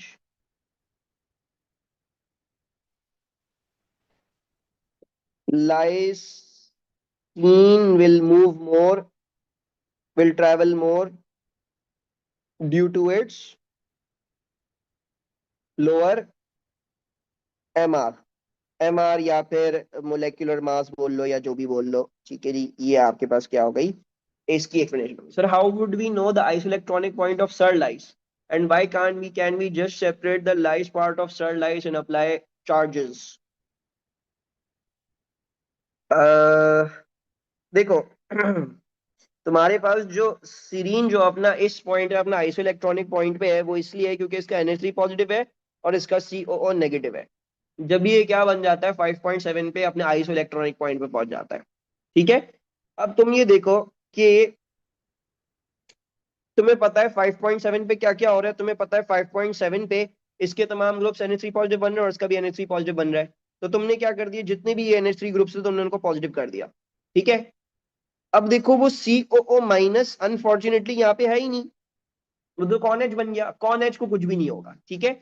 इस वाले नाइट्रोजन को हम कुछ नहीं करेंगे क्योंकि ये कॉन एच का पार्ट है और ये वाला C डबल बॉन्ड हो भी COO माइनस नहीं बन सकता। तो बेसिकली वही किया है हमने, सीरीन का क्योंकि NH3 पॉजिटिव बना था तो उसी वजह से यहाँ पे NH3 पॉजिटिव किया है, और यहाँ पे NH3 पॉजिटिव बना था तो जब इसी वजह से इसको NH3 पॉजिटिव किया है, दैट इज वाई। बाकी वो COO नेगेटिव तो रहा ही नहीं ना, वो तो कॉनेज बन गया। IP ऑफ सरलाइस 7 ये नहीं पता बेटा, ये तो एक तो एक्सपेरिमेंट के थ्रू पता लगेगा, ठीक है। लेकिन होगा कुछ ऐसा ही, इनके बीच में कोई वैल्यू होगी।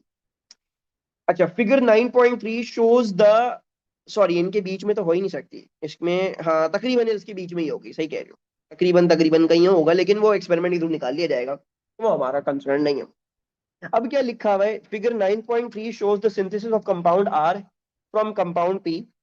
ठीक है जी, पूरे पेपर में मुझे सिर्फ और सिर्फ ये सवाल मुश्किल लगा है, ठीक है जी। तो ये मैं आपको एक्सप्लेन कर रहा हूँ क्योंकि मोस्ट प्रोबेबली ये अगर एग्जाम में आएगा तो हम में से बहुत सारे लोगों से नहीं होगा, राइट। आपने देखना क्या है इधर, आपने इधर ये देखना है कि देखो आपके पास पहले यहाँ पे एमाइड लिंकेज था, ठीक है जी, this is an amide linkage. फिर ये एमाइड लिंकेज कन्वर्ट हो गई है एक एस्टर लिंकेज में, और वो जो एमाइड था वो एमीन बन गया है ना।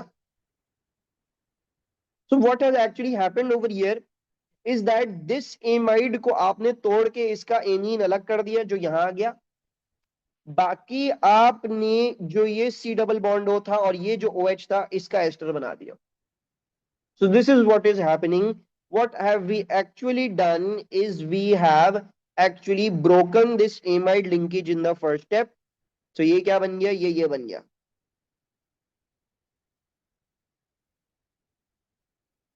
ये बन गया। मैंने पहले जो है वो एमाइड लिंकेज तोड़ दी, सॉरी ये थोड़ा गंदा लग रहा है, एक सेकेंड। मैंने पहले एमाइड लिंकेज तोड़ दी, क्यों तोड़ दी, क्योंकि भाई देखो ये जो है ये इस तरह एमीन बन गया, तो ये तोड़ के अलग तो करना पड़ेगा, ये जो है वो सेम नहीं रह सकता। तो एमाइड लिंकेज कैसे तोड़ दी, मैंने हाइड्रोलिसिस कर दी होगी obviously. So I try perform the hydrolysis. अब देखो मेरा एमीन तो अलग ही रह रहा है। अब मुझे जो ये कार्बोक्सिलिक, ये जो कार्बोक्सिलिक एसिड का ग्रुप है और ये जो अल्कोहल का ग्रुप है, ये देखो बेसिकली एस्टराइज हुआ है।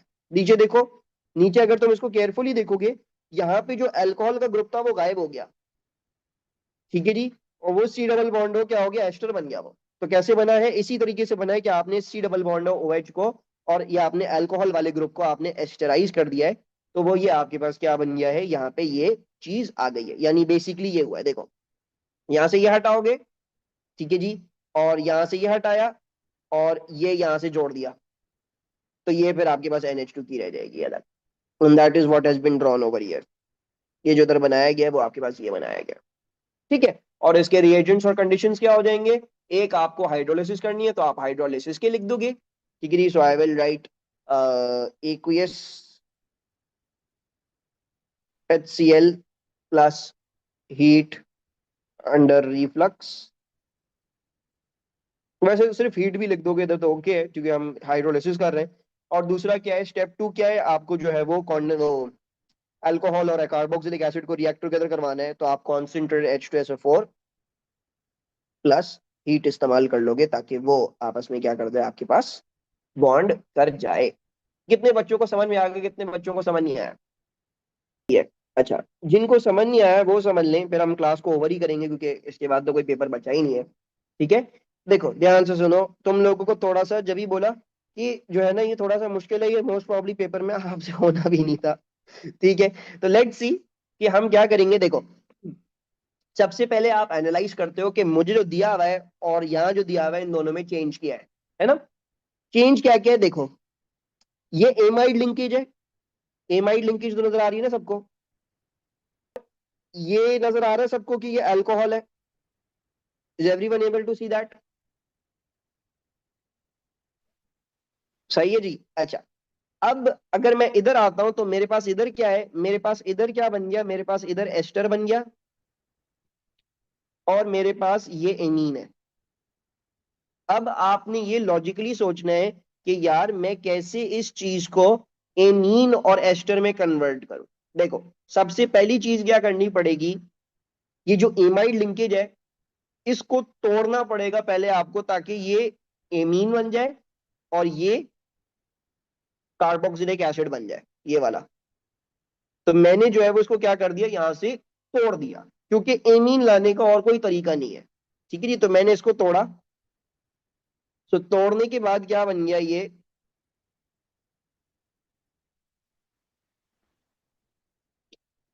बन गया। ठीक है जी, C double bond O H. ठीक है, और जो है वो एक सेकेंड, ये आपका ये बन गया, और बाकी ये डंडी इधर थी, डंडी लगा दी। सही है, यहां तक आ रहा है समझ सबको। अब ये सवाल आता है कि ये अल्कोहल किधर गया, क्योंकि अल्कोहल तो गायब हो गया। तो वो अल्कोहल कहीं नहीं गया, ये अल्कोहल और ये जो कार्बोक्सिलिक एसिड आपने प्रोड्यूस किया है, ये दोनों आपस में एस्टराइज कर रहे हैं, जब भी यहाँ पे एस्टर आया हुआ है। So therefore, what is happening is this alcohol and the carboxylic acid group react. अच्छा, अब जो लास्ट कंफ्यूजन जो हो सकती है इसमें, वो ये हो सकती है कि आपको ये समझ नहीं आ रहा हो कि ये है, इससे ये कैसे बनाऊंगा, मतलब एस्टरिफिकेशन भी हो रही है तो ये कैसे बन रहा है। So let me show this to you in a different manner. तो ये देखो कि हमारे पास जो है वो ये C double bond O H है, और ये जो है वो ओ एच है, और ये हमारा NH2 है। ठीक है, मैंने इसको थोड़ा सा इस तरह अलग करके बना दिया। वेयर डज द COH, बेटा जब एमाइड को हाइड्रोलाइज करते हो ना, तो सी डबल बॉन्ड वाली चीज COH बन जाती है, और जो NH वाली चीज है वो एमीन बन जाती है। ठीक है, अब देखो बेटा क्या होगा, तुम ये हटाओगे, ये हटाओगे, राइट, ये हटाओगे और इन दोनों को जोड़ दोगे। जोड़ दिया, बन गया वही जो तुम्हें चाहिए। देखो, यही चीज बन गई। Look, 1 2 3 4 5 pentagon. 1 2 3 4 5 पेंटागन। फिर इस पेंटागन पे सी डबल बॉन्ड है और ये ब्रांच है, और इस पेंटागन में से ये NH2 की ब्रांच निकल रही है, NH2 की ब्रांच निकल रही है। ठीक है, बस दैट इज इट, और कुछ नहीं है इस पेपर में।